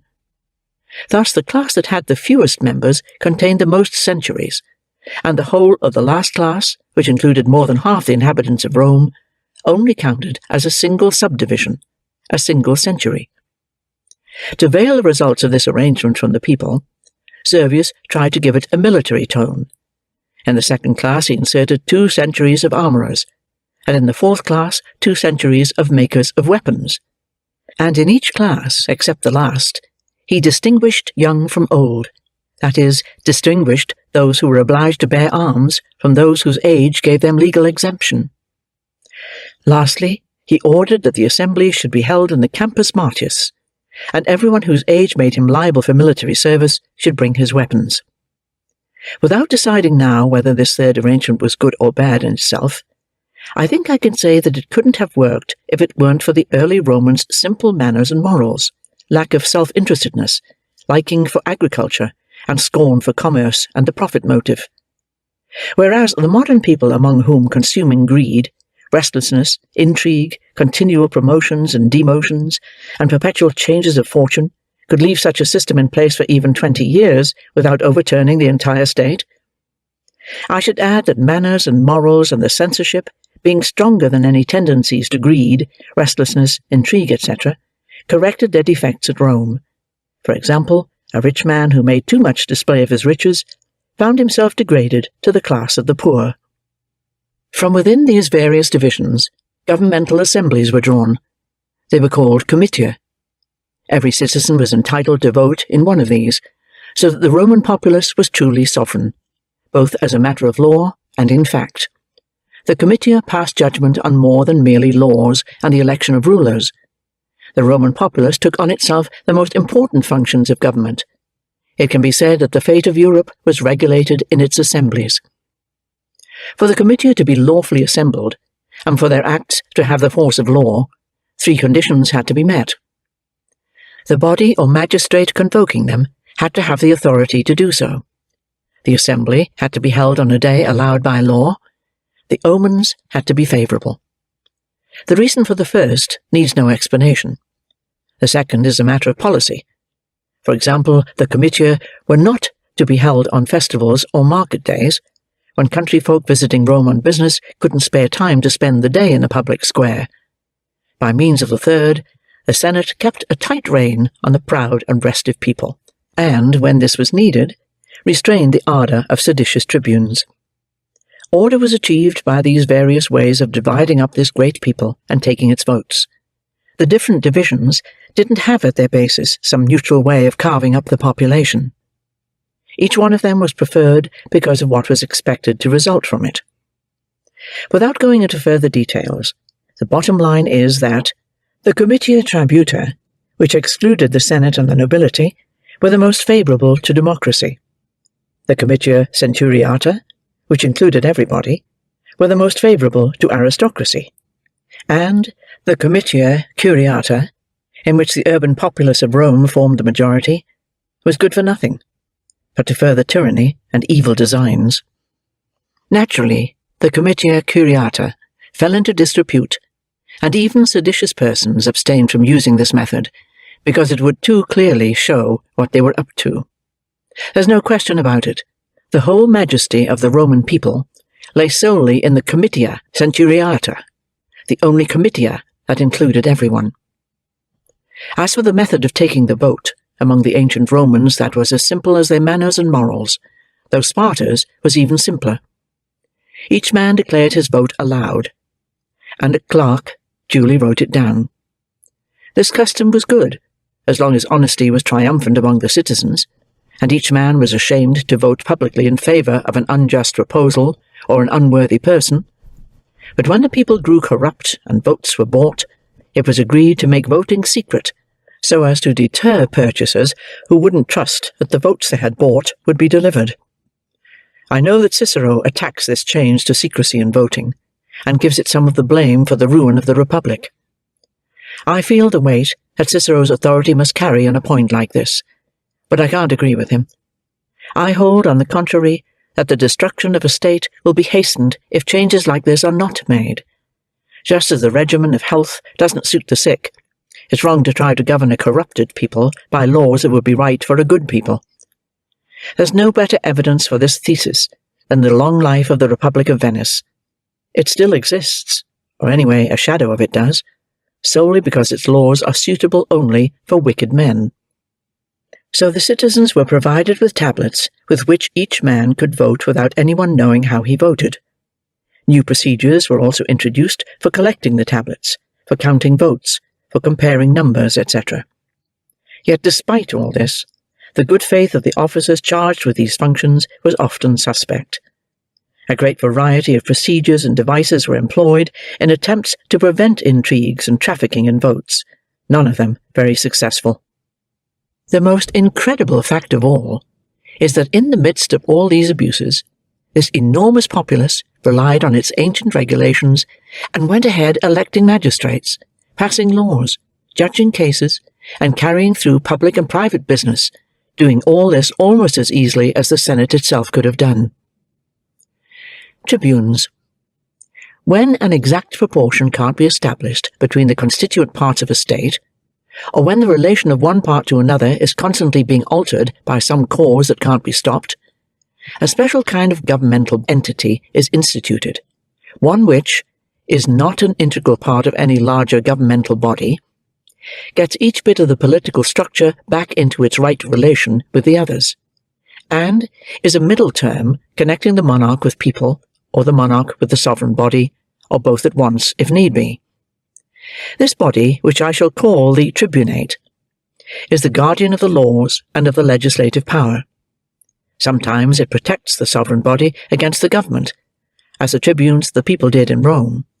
Sometimes it upholds the government against the people, as the Council of Ten does now in Venice. And sometimes it maintains the balance between the two, as the ephors did in Sparta. The Tribunate isn't a constituent part of the city, and should have no share in either the legislative or the executive power, but this very fact makes its own power the greater, because while it can't do anything, it can prevent anything from being done. It is more sacred and more revered as the defender of the laws than the monarch that applies them, or the sovereign body that issues them. This was seen very clearly at Rome, when the proud nobles who always scorned the people were forced to bow before a mere officer of the people, a tribune, who didn't have any legal say over anything or any support from omens. The Tribunate, wisely tempered, is the strongest support a good constitution can have, but if its strength is even slightly excessive, it overturns everything. As for weakness, that's not in its nature, provided it exists at all. It is never less than it should be. It degenerates into tyranny when it usurps the executive power it should be moderating, and when it tries to dispense with the laws it should be protecting. The immense power of the ephors, harmless as long as Sparta preserved its manners and morals, hastened that city's corruption once it had begun. Rome perished in the same way. The usurped excessive power of the tribunes gradually used laws that had been made to secure liberty as a protective shield for the emperors who destroyed liberty. As for the Venetian Council of Ten, it is a tribunal of blood, an object of horror for nobles and people alike. Far from providing a lofty protection for the laws, it does nothing, now that the laws have become degraded, but strike in the darkness blows that no one dares to notice. The Tribunate, like the government, weakens as its membership grows.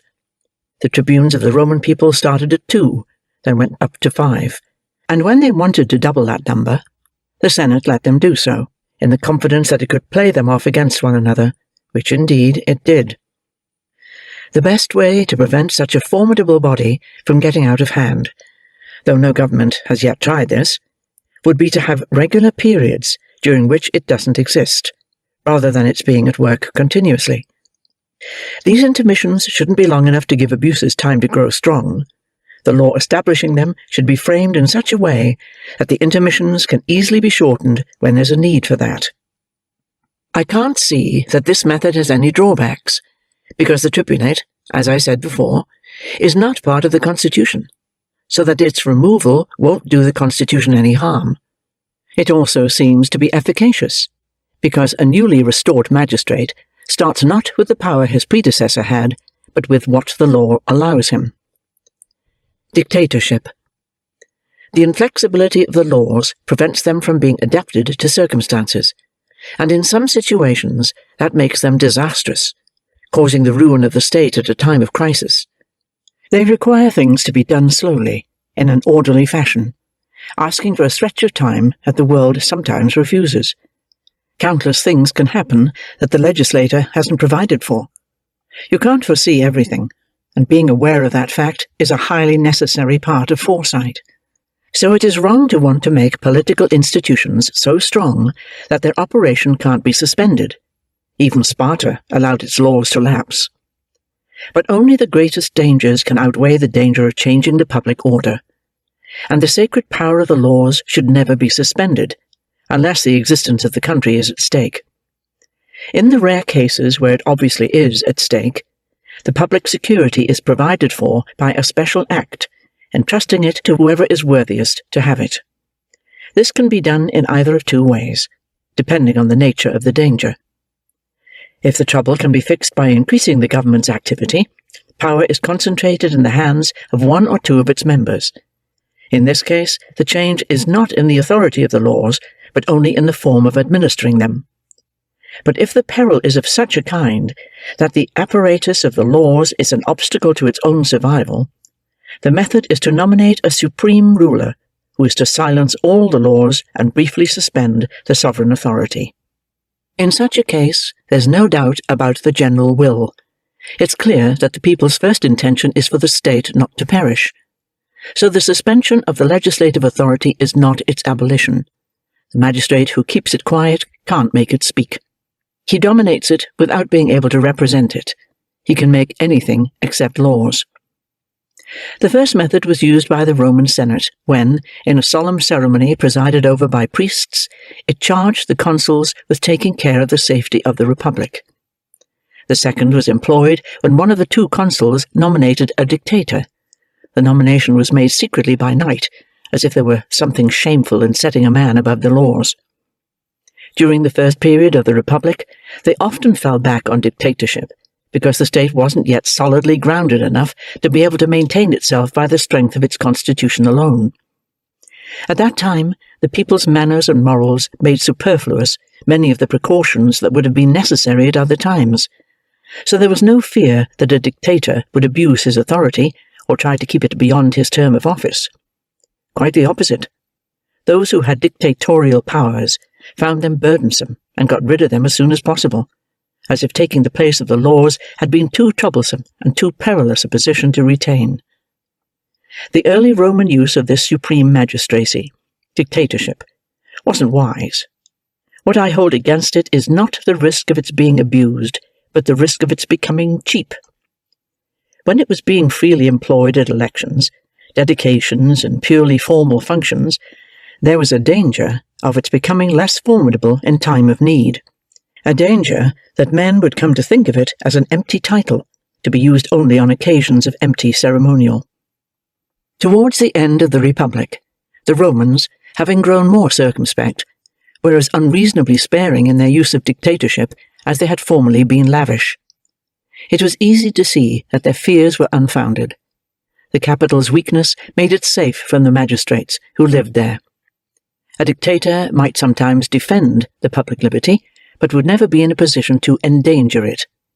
And Rome's chains would be forged not in Rome itself, but in its armies.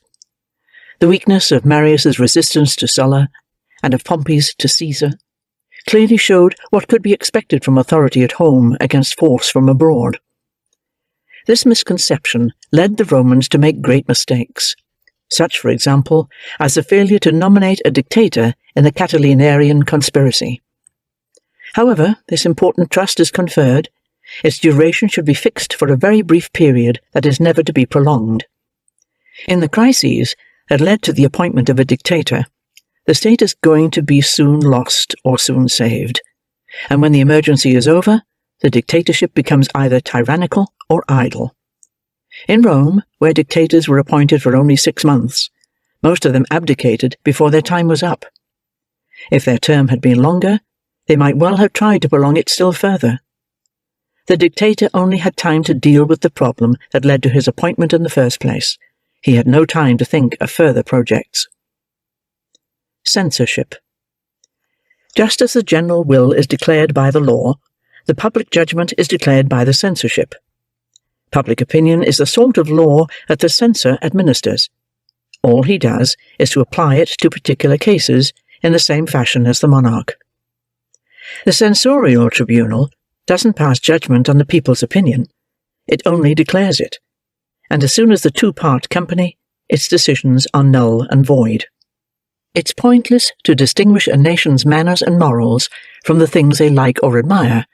Both come from the same source and can't be disentangled from one another.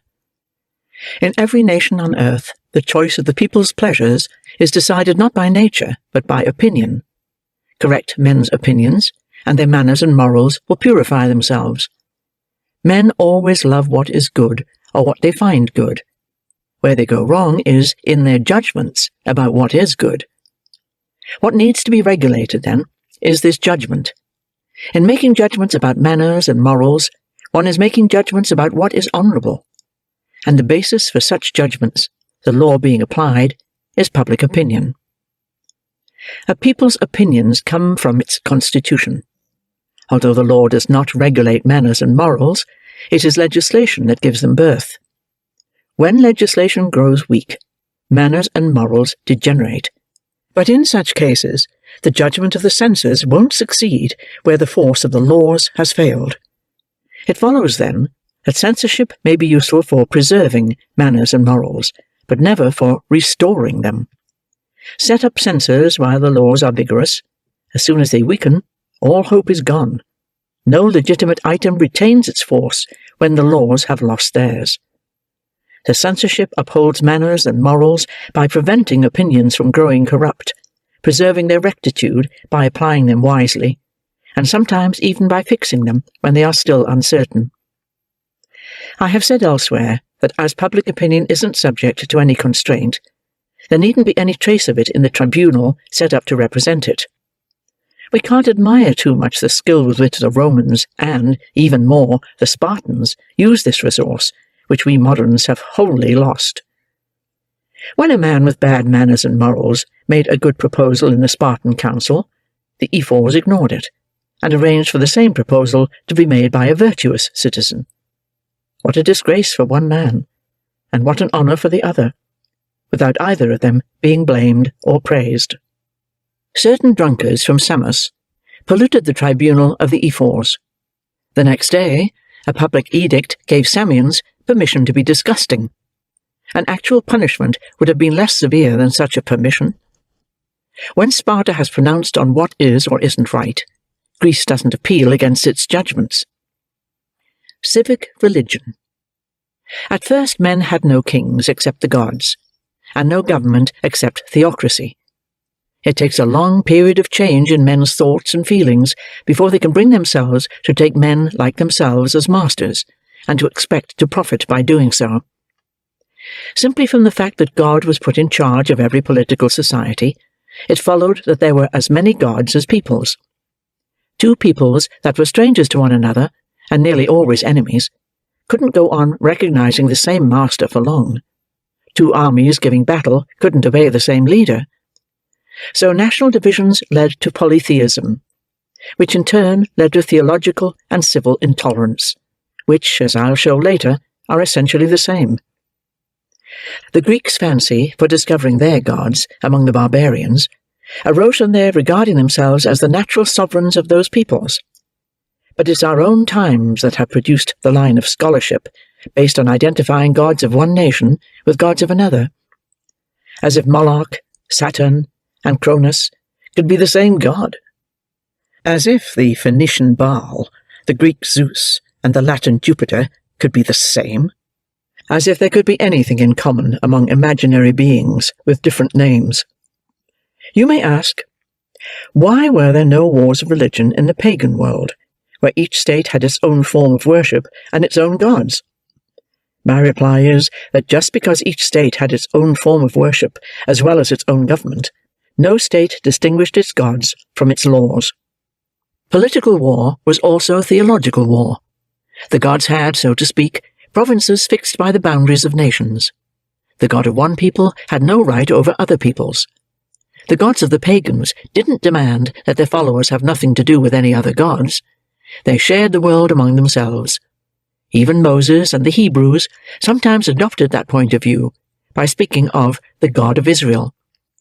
It's true that they regarded as powerless the gods of the Canaanites, a proscribed people condemned to destruction, whose place they were to take.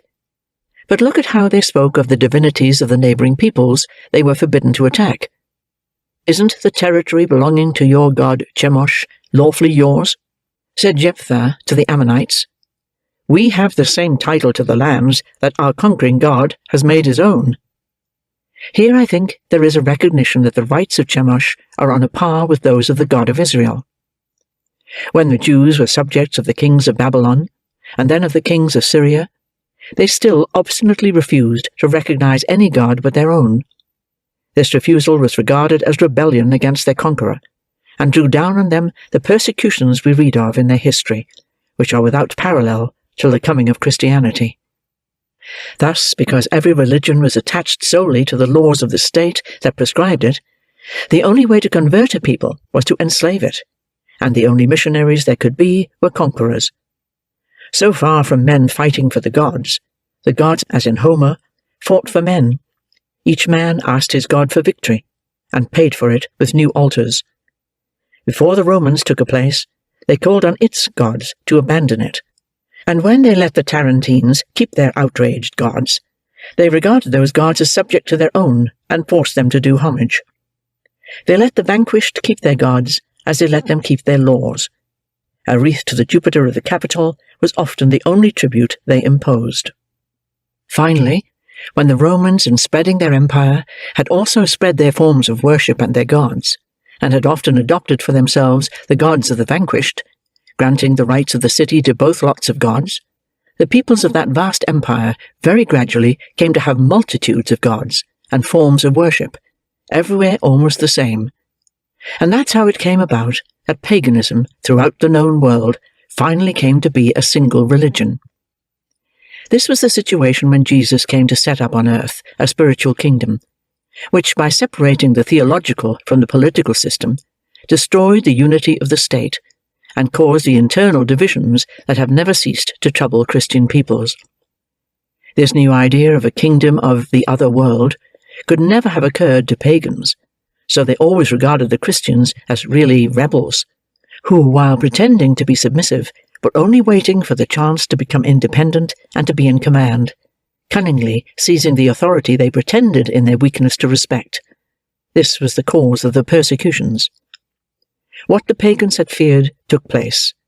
Then everything was rearranged. The humble Christians changed their way of talking, and soon this so-called kingdom of the other world turned, under a visible leader, into the most violent despotism in this world. However, as there was always a monarch and civil laws as well as a church, this double power created a conflict of jurisdiction that made it impossible for Christian states to be governed well, and men never managed to discover whether they were obliged to obey the master or the priest. Several peoples, however, even in Europe and its neighbourhood, have tried to preserve or restore the old system. Tried and failed, because the spirit of Christianity has won every time.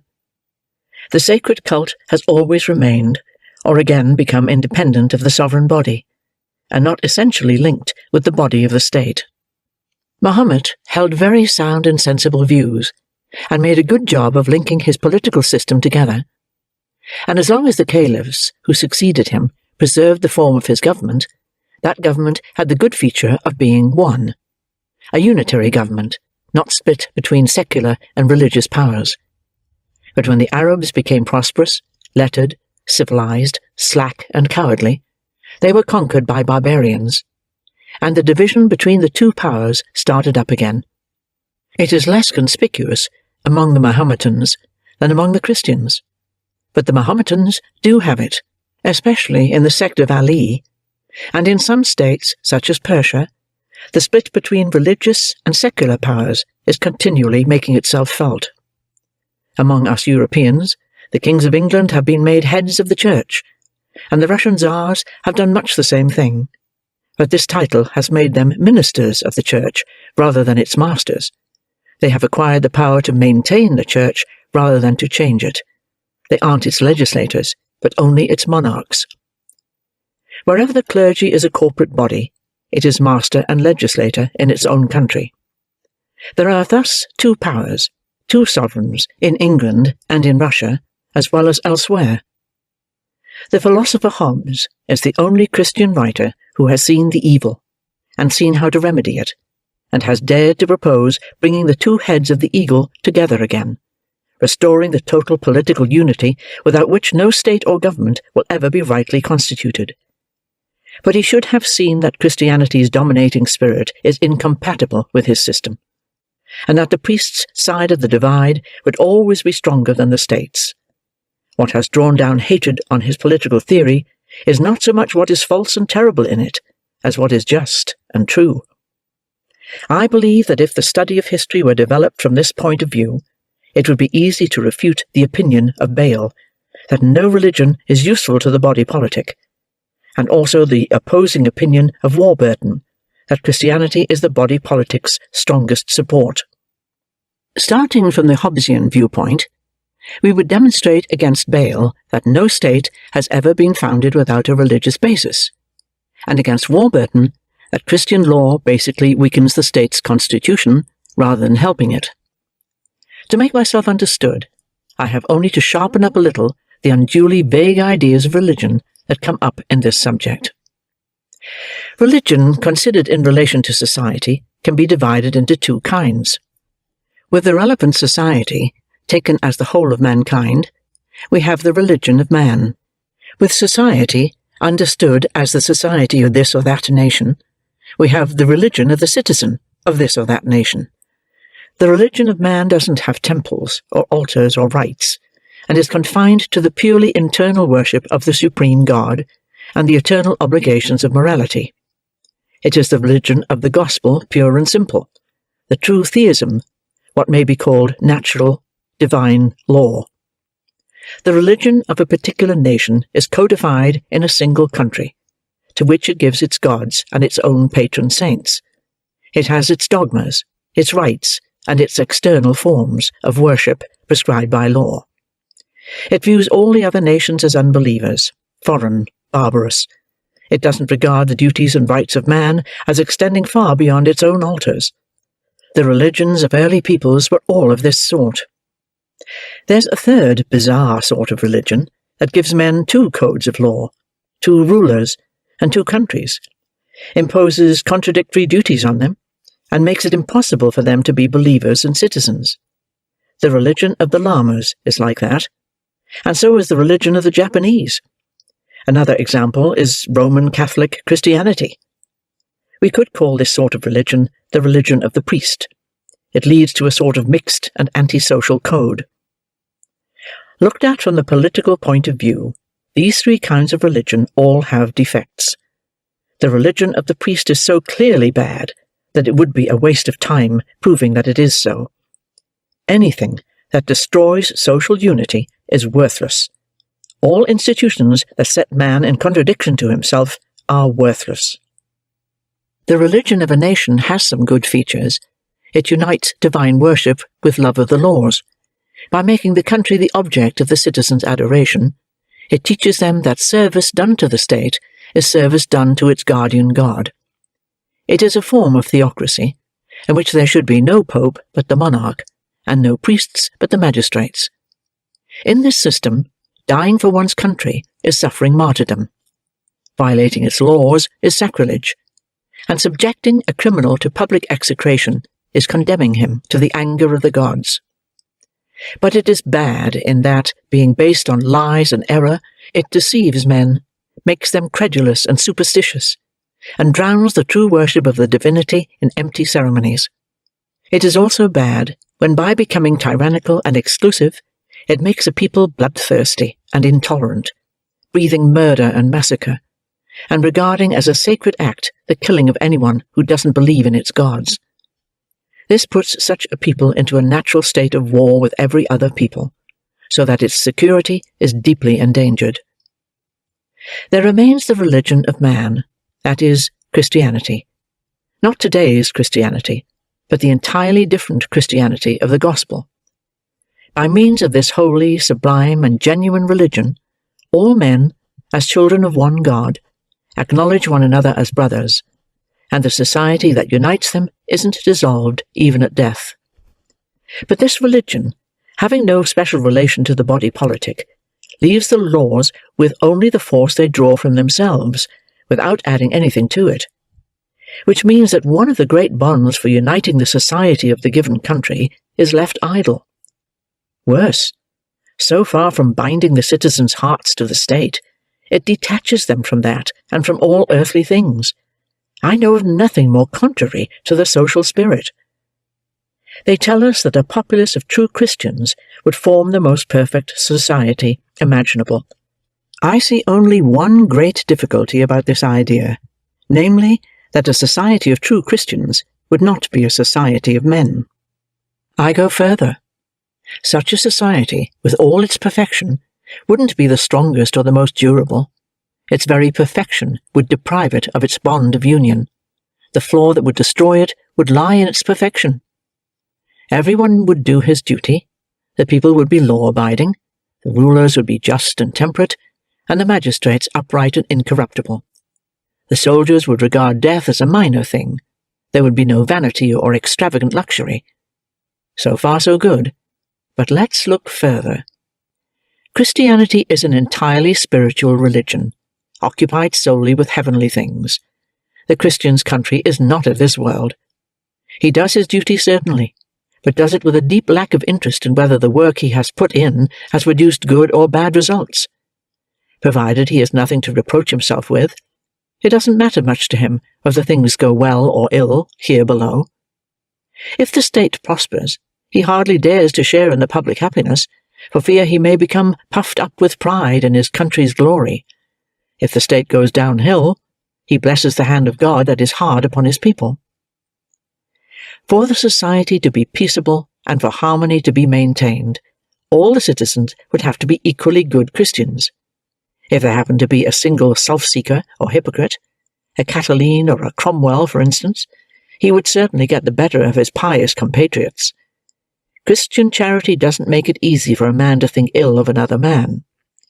As soon as our bad man has worked out a way of deceiving everyone else and getting hold of a share in the public authority, you have a man established in dignity. God wants us to respect him.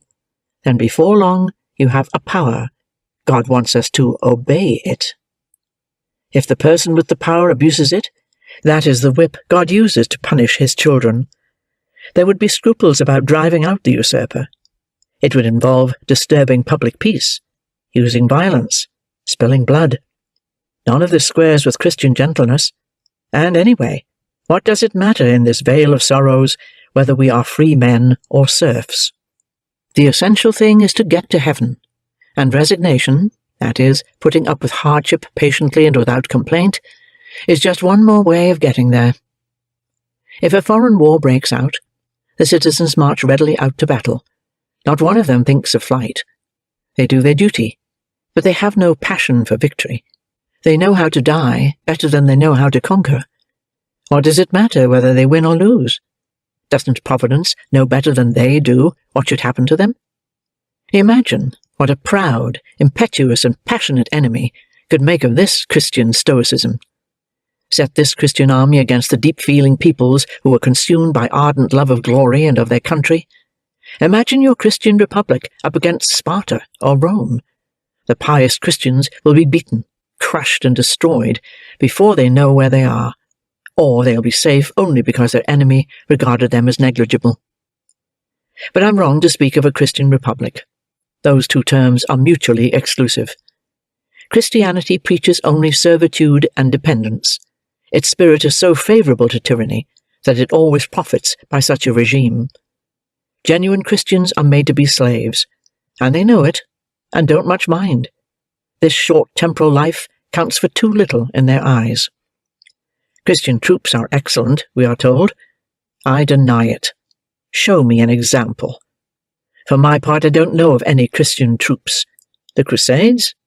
Without disputing the courage of the Crusaders, I answer that far from being Christians, they were the priests' troops, citizens of the Church. They fought for their spiritual country, which the Church had somehow made temporal. Properly understood, this goes back to paganism. Because the gospel doesn't establish any national religion, there can't possibly be a holy war among Christians. Under the pagan emperors, the Christian soldiers were fine. Every Christian writer says so, and I believe it. They were honourably modelling themselves on the pagan troops. As soon as the emperors were Christian, this modelling was extinguished, and when the cross had driven out the eagle, Roman valour wholly disappeared. Let us now set political considerations aside, and come back to questions about what is right, and settle our principles on this important point. The right that the social compact gives the sovereign body over the subjects does not, we have seen, include anything that isn't good for the public. The subjects, then, owe the sovereign body an account of their opinions only insofar as the opinions matter to the community. Now, it matters very much to the community that each citizen should have a religion that makes him love his duty, but that religion's dogmas are no concern of the states or of its members, except insofar as they involve morality and the believer's duties towards others. Apart from that, a man's opinions are none of the sovereign's business. Having no standing in the other world, the sovereign body has no concern with what may lie in wait for its subjects in the life to come, provided they are good citizens in this life. So there's a purely civil profession of faith, the content of which should be fixed by the sovereign body, not exactly as religious dogmas, but as social sentiments necessary for each person to be a good citizen and a faithful subject. Caesar, arguing for the defence in Catiline's trial, tried to establish the dogma that the soul is mortal. Cato and Cicero, speaking for the prosecution, didn't waste time in philosophizing, and simply argued that Caesar had spoken like a bad citizen, pushing a doctrine that would be harmful to the state. That, and not a problem of theology, was what the Roman Senate had to judge. While the sovereign body can't compel anyone to believe these dogmas, it can banish from the state anyone who doesn't believe them, banishing him not for impiety, but for being antisocial, incapable of truly loving the laws and justice, and if necessary, sacrificing his life to his duty. If anyone publicly recognizes these dogmas, and then behaves as if he doesn't believe them, let him be punished by death. He has committed the worst of all crimes, lying before the law. The dogmas of civil religion ought to be few, simple, and exactly worded, with no explanation or commentary. Its positive dogmas are the existence of a mighty, intelligent, and beneficent divinity possessed of foresight and providence, the life to come, the happiness of the just, the punishment of the wicked, the sanctity of the social contract and the laws, and just one dogma of exclusion, namely the exclusion of intolerance, which is a feature of the cults we have rejected. Those who distinguish civil from theological intolerance are, to my mind, mistaken. The two intolerances are inseparable. You can't possibly live at peace with people you regard as damned. Loving them would be hating God, who punishes them. We absolutely must either reform them or torment them. Wherever theological intolerance is admitted, it must inevitably have some civil effect, and as soon as it does, the sovereign body is no longer sovereign, even in the worldly sphere. From then on, priests are the real masters, and kings only their servants. Now that there no longer are, and no longer can be, any exclusive national religions, tolerance should be given to all religions that tolerate others, so long as their dogmas contain nothing contrary to the duties of citizenship. Anyone who ventures to say, outside the church is no salvation, should be driven from the state, unless the state is the church, and the monarch the pope. Such a dogma is good only in a theocratic government. In any other, it is fatal. Henry IV is said to have embraced the Roman religion because only the Roman Catholics claimed that their faith is the only possible route to heaven, a claim that ought to make every honest man leave the religion, especially any monarch who knows how to reason. Conclusion. Now that I have laid down the true principles of political right, and tried to plant the state on its own base, the next task would be to strengthen it by its foreign relations. That would bring in the law of nations, commerce, the right of war and conquest, public law, leagues, negotiations, treaties, etc. But all this adds up to a new subject, far too vast for my narrow scope. As it is, I have ranged further afield than I ought to have.